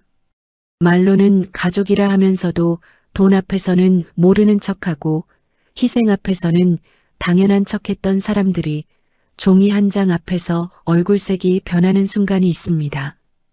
그 순간 시청자들의 마음속에서는 이미 오래 묵은 체증이 내려가기 시작합니다. 말수는 더 이상 참지 못하고 손바닥으로 탁자를 내리쳤습니다. 그래서 어쩌겠다는 거냐? 돈 좀 보탰다고 우리 집안을 이렇게 뒤집어놔?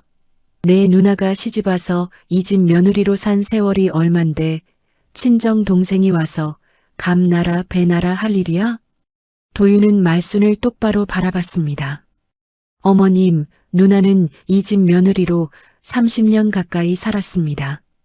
그런데 오늘 쓰러졌습니다. 그것도 제사상 앞에서요. 그런데 어머님은 괜찮냐고 묻지 않으셨습니다.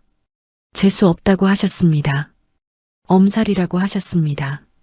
그 말 한마디로 이미 어머님이 누나를 어떻게 생각하는지 충분히 알았습니다. 말순의 입술이 파르르 떨렸습니다. 그녀는 반박하고 싶었지만 조금 전 자기 입으로 뱉은 말들이 너무 선명했습니다. 더구나 그 말들은 도윤의 전화기에 그대로 흘러들어갔습니다. 변명할 틈이 없었습니다. 미경은 분위기를 바꾸려는 듯 목소리를 낮췄습니다. 그래도 이렇게 갑자기 지원을 끊으면 우리도 곤란하잖아요. 엄마 병원비도 있고 진호도 사업이 걸려 있고 저도 고객들이 갑자기 빠지면 타격이 커요. 형님한테 섭섭한 일이 있으면 가족끼리 풀면 되지. 이렇게 돈으로 압박하는 건 좀 아니죠. 도윤은 미경의 말을 끝까지 듣고 고개를 끄덕였습니다. 네, 곤란하시겠죠. 그래서 누나가 지난 세월 동안 곤란하지 않게 다 막아드린 겁니다.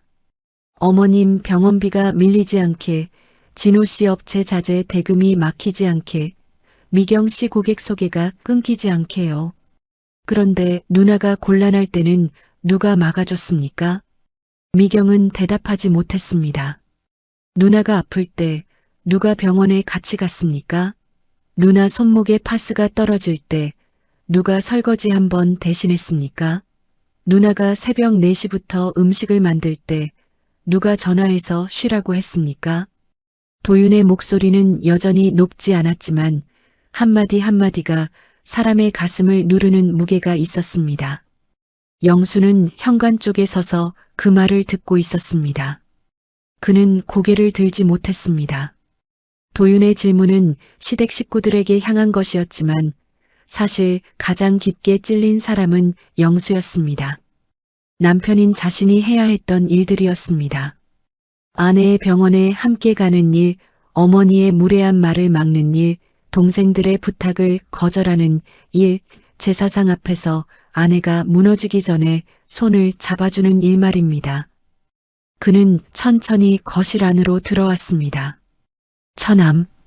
도윤은 영수를 바라봤습니다. 영수는 목이 메어 한참 말을 못했습니다. 그러다 겨우 입을 열었습니다. 미안하다. 그 말은 도윤에게 하는 말 같았지만 사실 병원에 있는 정숙에게 닿아야 하는 말이었습니다. 그러나 정숙은 이 자리에 없었습니다. 그래서 그 사과는 공중에 떠버렸습니다. 도윤은 차갑게 말했습니다. 그 말은 저한테 하지 마십시오. 누나한테 하셔야죠. 그런데 지금 형님이 할 일은 사과보다 확인입니다. 본인이 몰랐던 건지 아니면 모른 척한 건지부터요. 영수의 어깨가 무너졌습니다. 말수는 그런 아들을 보고 더 화가 났습니다. 영수야, 너까지 왜 그러냐? 내 처남 앞에서 그렇게 고개 숙이면 내가 뭐가 되니? 그 말에 영수가 천천히 어머니를 바라봤습니다. 어머니는 지금도 그게 먼저예요? 말순이 눈을 크게 떴습니다. 뭐? 정숙이가 응급실에 있는데 어머니가 뭐가 되는지가 먼저냐고요. 거실이 다시 조용해졌습니다. 말수는 아들의 눈빛이 예전과 다르다는 것을 느꼈습니다. 늘 어머니 앞에서 목소리를 낮추던 아들이 처음으로 어머니를 향해 정면으로 묻고 있었습니다. 너 지금 나한테 대드는 거냐? 대드는 게 아니에요. 이제야 보는 거예요. 영수의 목소리는 떨렸습니다. 하지만 그 떨림은 두려움만은 아니었습니다. 뒤늦은 분노와 후회가 섞여 있었습니다. 정숙이가 얼마나 힘들었는지, 내가 얼마나 못 본 척했는지, 어머니랑 동생들이 정숙이한테 얼마나 당연하게 기대고 있었는지 이제야 보는 거예요. 말수는 믿을 수 없다는 듯 웃었습니다. 며느리가 집안일 좀 한 걸 가지고 온 식구가 죄인이라도 된 것처럼 말하네.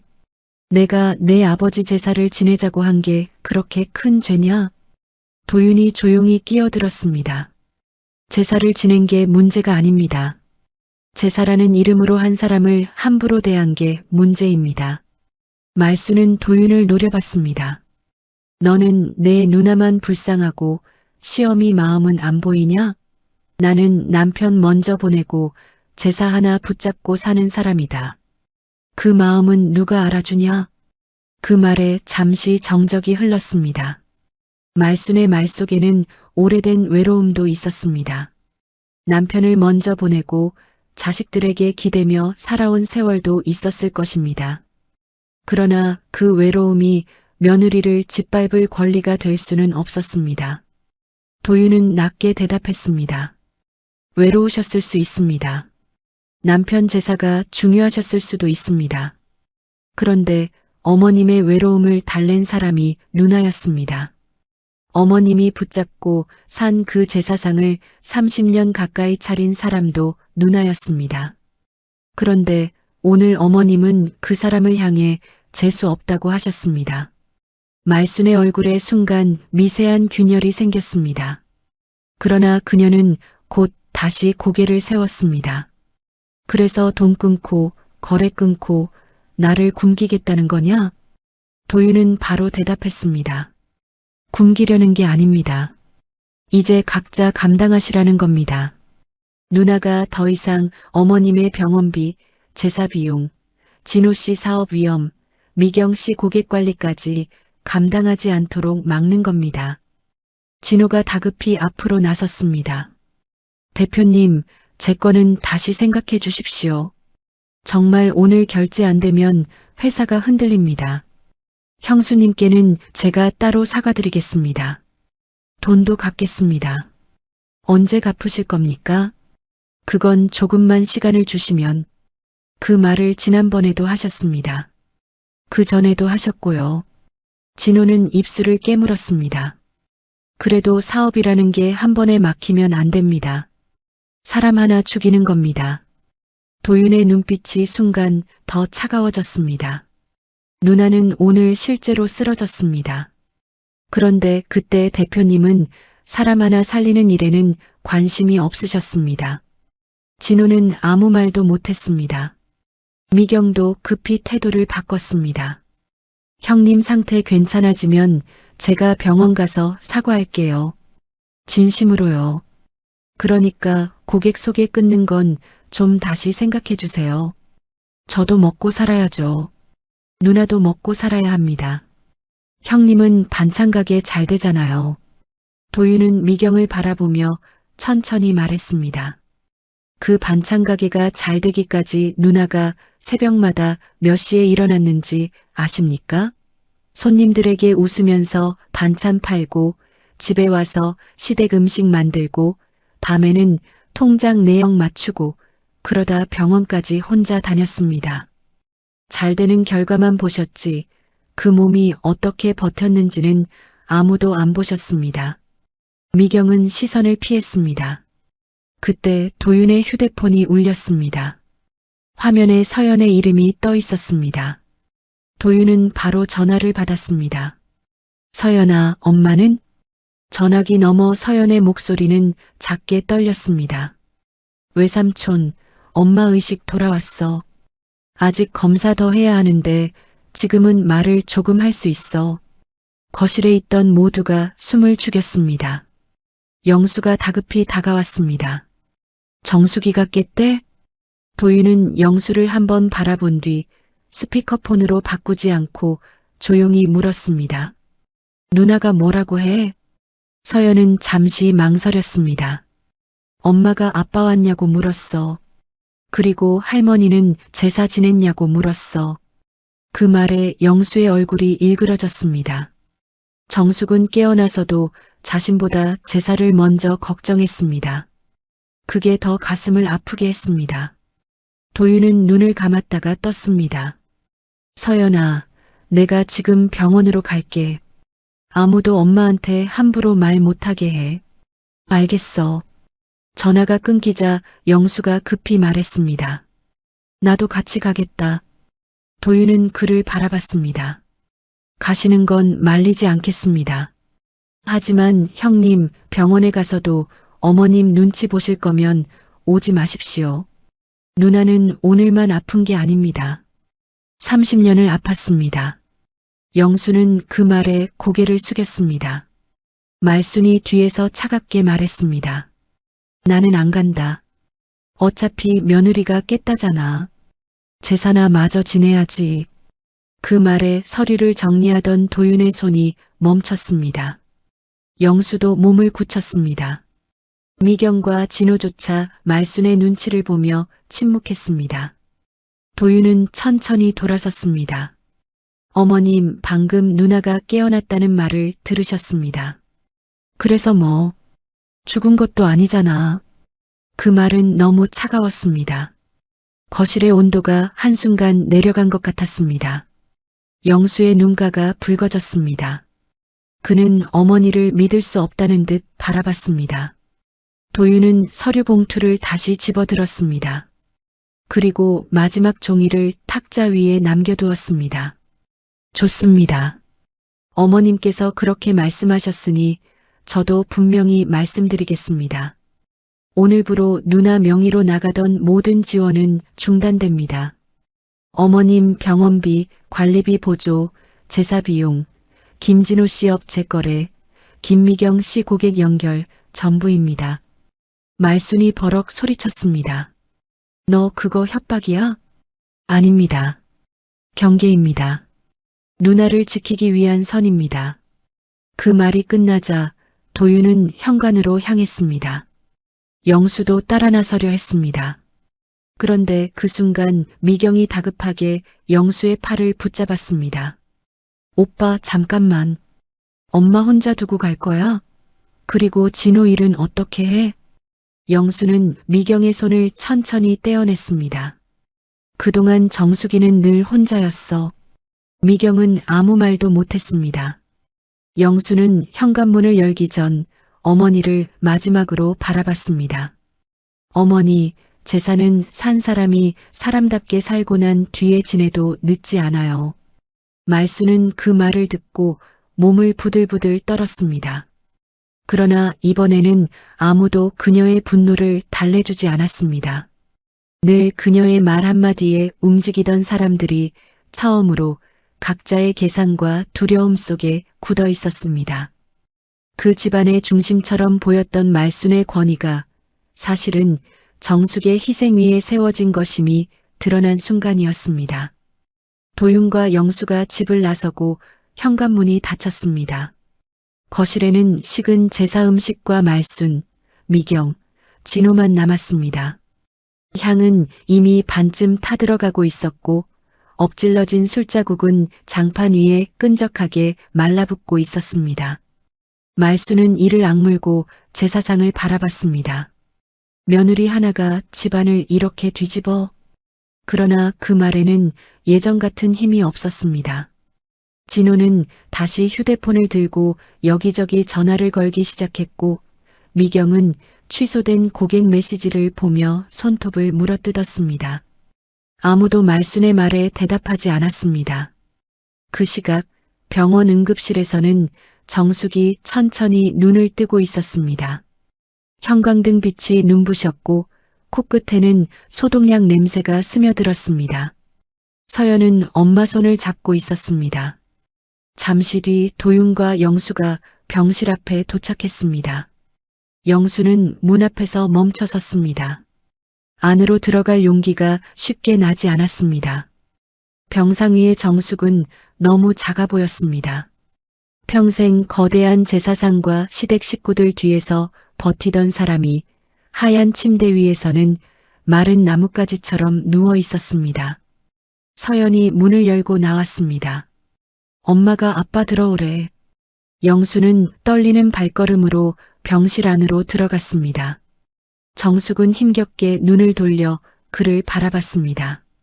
그 눈빛은 원망보다 더 깊은 피로를 담고 있었습니다. 영수는 침대 옆에 서서 고개를 숙였습니다. 정수가 미안해. 정숙은 한참 동안 아무 말 없이 그를 바라봤습니다. 그리고 아주 낮은 목소리로 물었습니다. 당신 정말 미안한 거 맞아요? 아니면 이제 돈줄 끊길까봐 무서운 거예요? 영수의 얼굴이 하얗게 굳었습니다. 그 말은 조용했지만 그 어떤 고함보다 세게 그의 가슴을 찔렀습니다. 정숙은 천천히 손을 움직여 침대 옆 가방을 가리켰습니다. 서연이 가방을 열자 그 안에는 오래된 서류 봉투 하나가 들어 있었습니다. 정숙은 힘겹게 숨을 고르고 말했습니다. 그 순간 영수는 깨달았습니다. 도윤이 가져온 서류는 시작에 불과했습니다. 정숙은 이미 오래전부터 자신이 무너질 날을 대비해 조용히 마지막 선택을 준비하고 있었습니다. 나도 오늘 당신한테 보여줄 게 있어요. 정숙의 목소리는 아주 낮았습니다. 하지만 그 말이 병실 안에 떨어지는 순간 영수는 등줄기가 서늘해지는 것을 느꼈습니다. 서연은 엄마가 가리킨 가방 안에서 오래된 서류 봉투를 꺼냈습니다. 봉투는 여러 번 열고 닫은 흔적이 있었습니다. 모서리는 살짝 닳아 있었고 겉면에는 정숙의 손글씨로 날짜가 작게 적혀 있었습니다. 그 날짜들은 하루 이틀 전에 적힌 것이 아니었습니다. 몇 달 전, 몇 년 전부터 차곡차곡 쌓아둔 시간의 흔적이었습니다. 병실 안에는 소독약 냄새가 옅게 퍼져 있었습니다. 천장 형광등은 차갑게 빛났고 심전도 기계에서는 일정한 소리가 낮게 울렸습니다. 정숙의 얼굴은 아직 창백했습니다. 입술에는 핏기가 없었고 손등에는 링거 바늘이 꽂혀 있었습니다. 평생 남의 밥상과 제사상을 차리던 손이 이제는 하얀 이불 위에 힘없이 놓여 있었습니다.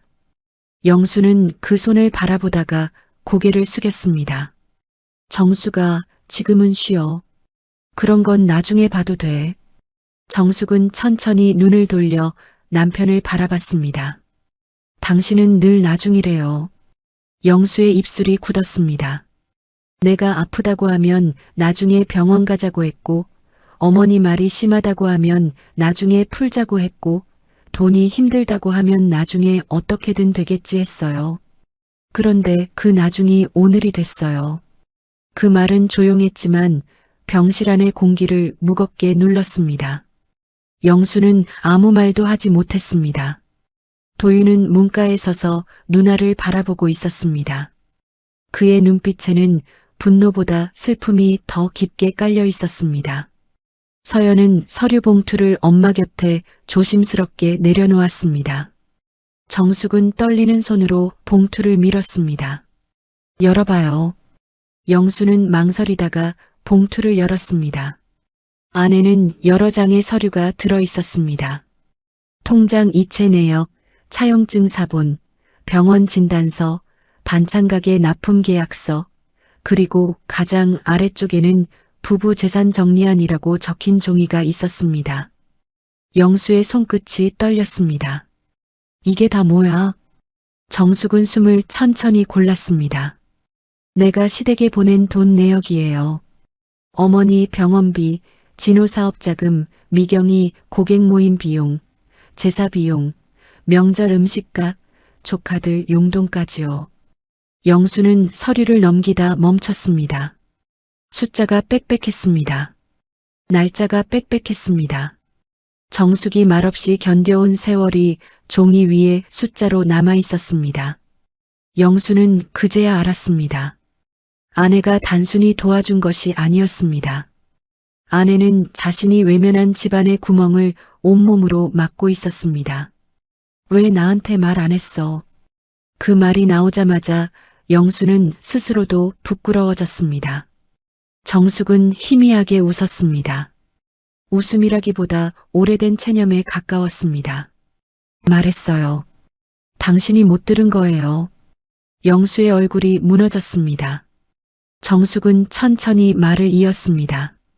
진호 돈 빌려줄 때도 말했어요. 이번이 마지막이라고. 어머니 병원비가 부담된다고도 말했어요. 제사 음식 혼자 하기 힘들다고도 말했어요. 그런데 당신은 늘 그랬어요. 정수가 이번 한 번만 참자. 어머니 성격 알잖아. 동생 사정 어렵잖아. 영수는 눈을 감았습니다. 그 말들은 모두 자신이 했던 말이었습니다. 너무 자주 해서 자신조차 대수롭지 않게 여겼던 말이었습니다. 그러나 그 말들은 정숙에게 매번 짐이 되었고 결국 오늘 정숙을 병원 침대 위에 눕혔습니다. 여러분, 사람은 큰 잘못 하나로만 관계를 망치는 것이 아닙니다. 작은 외면이 반복되고 작은 침묵이 쌓이고 미안하다는 말을 해야 할 때 좋은 게 좋은 거라고 넘기면 어느 날 가장 가까운 사람이 가장 멀리 있는 사람처럼 느껴지는 순간이 옵니다. 영수에게 그 순간이 바로 지금이었습니다. 영수는 종이 한 장을 들어 올렸습니다. 부부 재산 정리안. 그는 제목을 읽고 정숙을 바라봤습니다. 정수가 이건. 정숙은 눈을 피하지 않았습니다. 나 이 집에서 나가려고 했어요. 병실 안이 조용해졌습니다. 서연은 눈을 감았고 도윤은 턱에 힘을 주었습니다. 영수는 서류를 쥔 손에 힘을 잃었습니다. 언제부터? 작년부터요. 영수의 눈동자가 흔들렸습니다. 작년부터라고?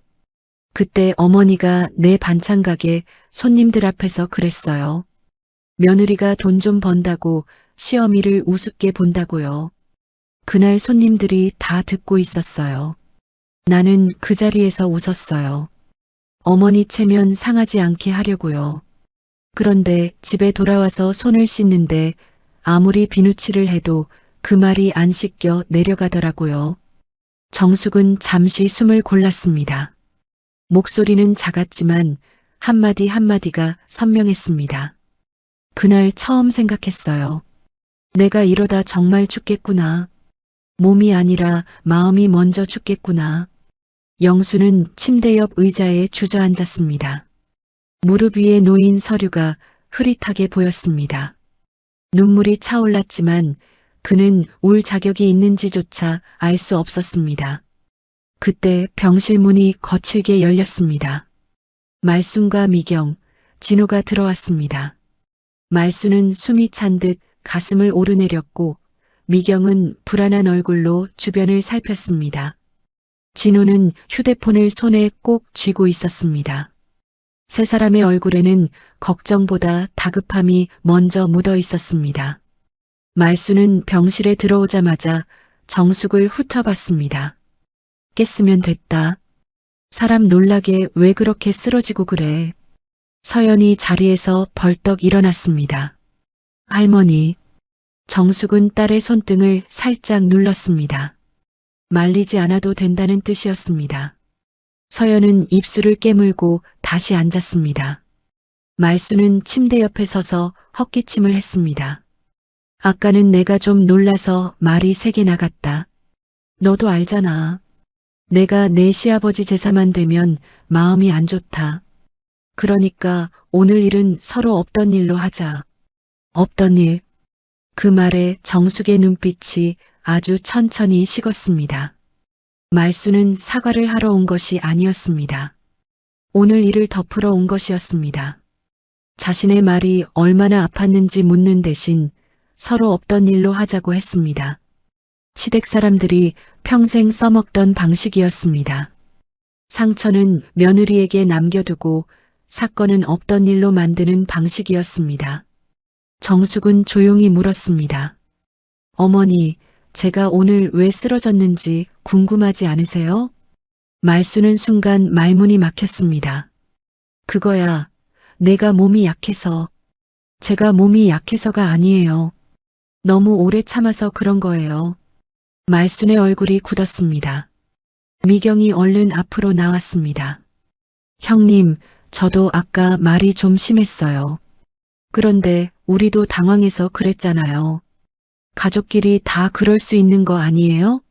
그러니까 한 대표님한테 고객 소개 끄는 거 다시 말씀 좀 해주세요. 저도 지금 너무 곤란해요. 진호도 바로 고개를 숙였습니다. 형수님, 죄송합니다. 제가 제대로 못 챙겼습니다. 그런데 회사 결제는 좀 풀어주십시오. 오늘 막히면 저 진짜 힘듭니다. 제가 돈도 갚겠습니다. 정숙은 두 사람을 번갈아 바라봤습니다. 고개 숙인 얼굴들. 그러나 그 얼굴에는 진심 어린 후회보다 불안이 더 많았습니다. 생활비가 끊기고 거래가 막히고 고객이 빠져나가자 그제야 병원까지 온 사람들이었습니다. 정숙은 천천히 말했습니다. 미경아, 너는 내가 아플 때도 고객 얘기를 하네. 미경의 얼굴이 붉어졌습니다. 그게 아니라 형님. 진호야, 너는 내가 쓰러졌을 때 현관만 봤어. 손님들 올까봐. 그런데 이제 내 회사가 쓰러질까봐 나를 보러 왔구나. 진호의 입술이 말랐습니다. 형수님, 제가 잘못했습니다. 그래, 잘못했지. 그런데 내가 더 잘못했어. 그동안 너희가 이렇게 될 때까지 계속 도와준 내가 잘못했어. 그 말에 병실 안에 모두가 숨을 죽였습니다. 정숙은 서류 봉투에서 차용증 사본을 꺼냈습니다. 진호야, 내가 빌려간 돈은 갚아. 날짜 다시 정해서 변호사 통해 연락할 거야. 미경아, 내 손님들한테 다시는 연락하지 마. 어머니 병원비와 생활비도 이제 우리 집에서 나가지 않아요. 그리고 제사 음식도 오늘부터 나는 손 뗄 거예요. 말순이 눈을 부릅떴습니다. 뭐라고? 내가 며느리인데 제사를 손 떼? 정숙은 말순을 똑바로 바라봤습니다. 네, 손 뗍니다. 말순은 기가 막힌 듯 웃었습니다. 너 지금 병원 침대에 누워 있다고 세상 무서운 줄 모르고 말하는구나. 며느리가 시댁 제사를 안 지내면 사람들이 뭐라고 하겠냐? 정숙은 힘없는 몸을 조금 일으키려 했습니다. 서연이 받쳐주었습니다. 정숙은 말순을 향해 한 글자씩 또렷하게 말했습니다. 사람들이 뭐라고 하든 저는 이제 제 몸을 먼저 살릴 겁니다. 말순의 입술이 떨렸습니다. 예전 같으면 정숙은 이쯤에서 고개를 숙였을 것입니다. 죄송하다고 했을 것입니다. 몸이 괜찮아지면 다시 음식 준비하겠다고 말했을 것입니다. 그러나 오늘의 정숙은 달랐습니다. 얼굴은 창백했고 몸은 약했지만 눈빛만큼은 처음으로 흔들리지 않았습니다. 영수가 조용히 일어났습니다. 어머니, 이제 그만하세요. 말수는 아들을 노려봤습니다. 너까지 내 마누라 편을 들어? 영수는 깊게 숨을 들이마셨습니다. 편을 드는 게 아니에요. 제가 너무 늦게 제자리에 선 거예요. 남편이면 아내 옆에 서야 했는데 저는 늘 어머니 뒤에 숨어 있었어요. 말순의 얼굴이 일그러졌습니다. 내가 너를 어떻게 키웠는데? 알아요. 그래서 고맙게 생각해요. 하지만 그 고마움 때문에 정수기를 희생시켜도 되는 건 아니었어요. 병실 안에는 무거운 침묵이 내려앉았습니다. 말수는 아들이 더 이상 예전처럼 자신의 말에 접히지 않는다는 사실을 깨달았습니다. 그 순간 그녀의 자존심이 흔들렸습니다. 그러나 사과는 여전히 나오지 않았습니다. 도윤이 조용히 말했습니다. 어머님, 누나는 당분간 안정을 취해야 합니다. 더 말씀하실 게 없다면 나가주십시오. 말수는 도윤을 노려봤습니다. 내가 뭔데 나가라 말아야? 서연이 낮고 단호하게 말했습니다. 제가 보호자예요. 엄마 안정 필요하니까 나가주세요. 손녀의 말에 말수는 입을 다물었습니다. 예전 같으면 버럭 소리를 질렀겠지만 병원 복도에는 간호사들이 오가고 있었습니다. 그녀는 주변 눈치를 봤습니다. 결국 미경이 말순의 팔을 잡았습니다. 엄마, 일단 나가자. 진호도 고개를 숙인 채 뒤따랐습니다. 세 사람은 병실을 나갔습니다. 문이 닫히는 소리가 조용히 울렸습니다. 정숙은 그 소리를 듣고 깊게 숨을 내쉬었습니다. 아주 오래 들고 있던 짐 하나를 내려놓은 사람처럼 보였습니다. 며칠 뒤 정숙은 퇴원했습니다. 그러나 그녀는 바로 집으로 돌아가지 않았습니다. 도윤이 마련해둔 작은 오피스텔로 갔습니다. 창밖으로는 시장 골목이 내려다 보였고 아침이면 빵집 냄새와 국밥집 육수 냄새가 골목에 퍼졌습니다. 정숙은 그곳에서 처음으로 아무도 깨우지 않는 아침을 맞았습니다.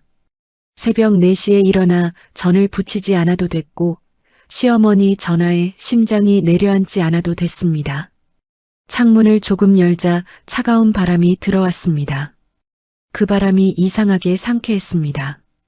반면 시댁은 급격히 달라졌습니다. 다음 달 말순의 병원비 자동이체는 더 이상 되지 않았습니다. 관리비 고지서도 그대로 쌓였습니다.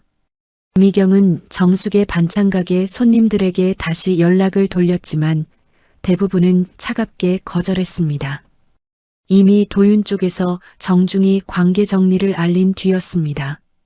진호의 업체는 결제 보류 이후 자재 대금을 막지 못해 현장이 멈췄고 그는 그제야 정숙에게 빌린 돈이 단순한 호의가 아니라 자신을 버티게 해준 생명줄이었다는 사실을 깨달았습니다. 가장 크게 흔들린 사람은 말순이었습니다. 다음 제사 날짜가 다가오자 말순은 처음으로 직접 시장에 갔습니다. 생선가게 앞에서 조기값을 듣고 눈을 크게 떴습니다.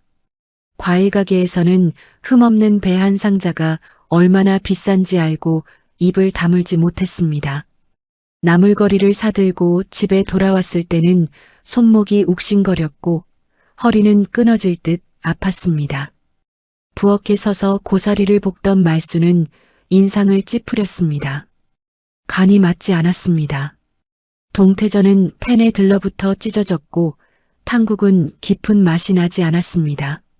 식탁 위에 어설프게 놓인 음식들을 보며 그녀는 처음으로 정숙이 떠올랐습니다. 새벽부터 말없이 전을 부치던 며느리의 손, 과일을 반듯하게 깎던 손, 제사상 앞에서 아무리 힘들어도 티내지 않던 얼굴이 떠올랐습니다. 그러나 그때에도 말순의 입에서 나온 말은 사과가 아니었습니다. 그동안 쉽게 한 줄 알았더니 그 혼잣말 끝이 흐려졌습니다. 쉽게 한 줄 알았다는 말 자체가 그녀의 잘못을 증명하고 있었습니다. 영수는 정숙이 머무는 오피스텔을 자주 찾아왔습니다. 하지만 정숙은 그를 쉽게 받아주지 않았습니다. 문은 열어주었지만 마음까지 열어주지는 않았습니다.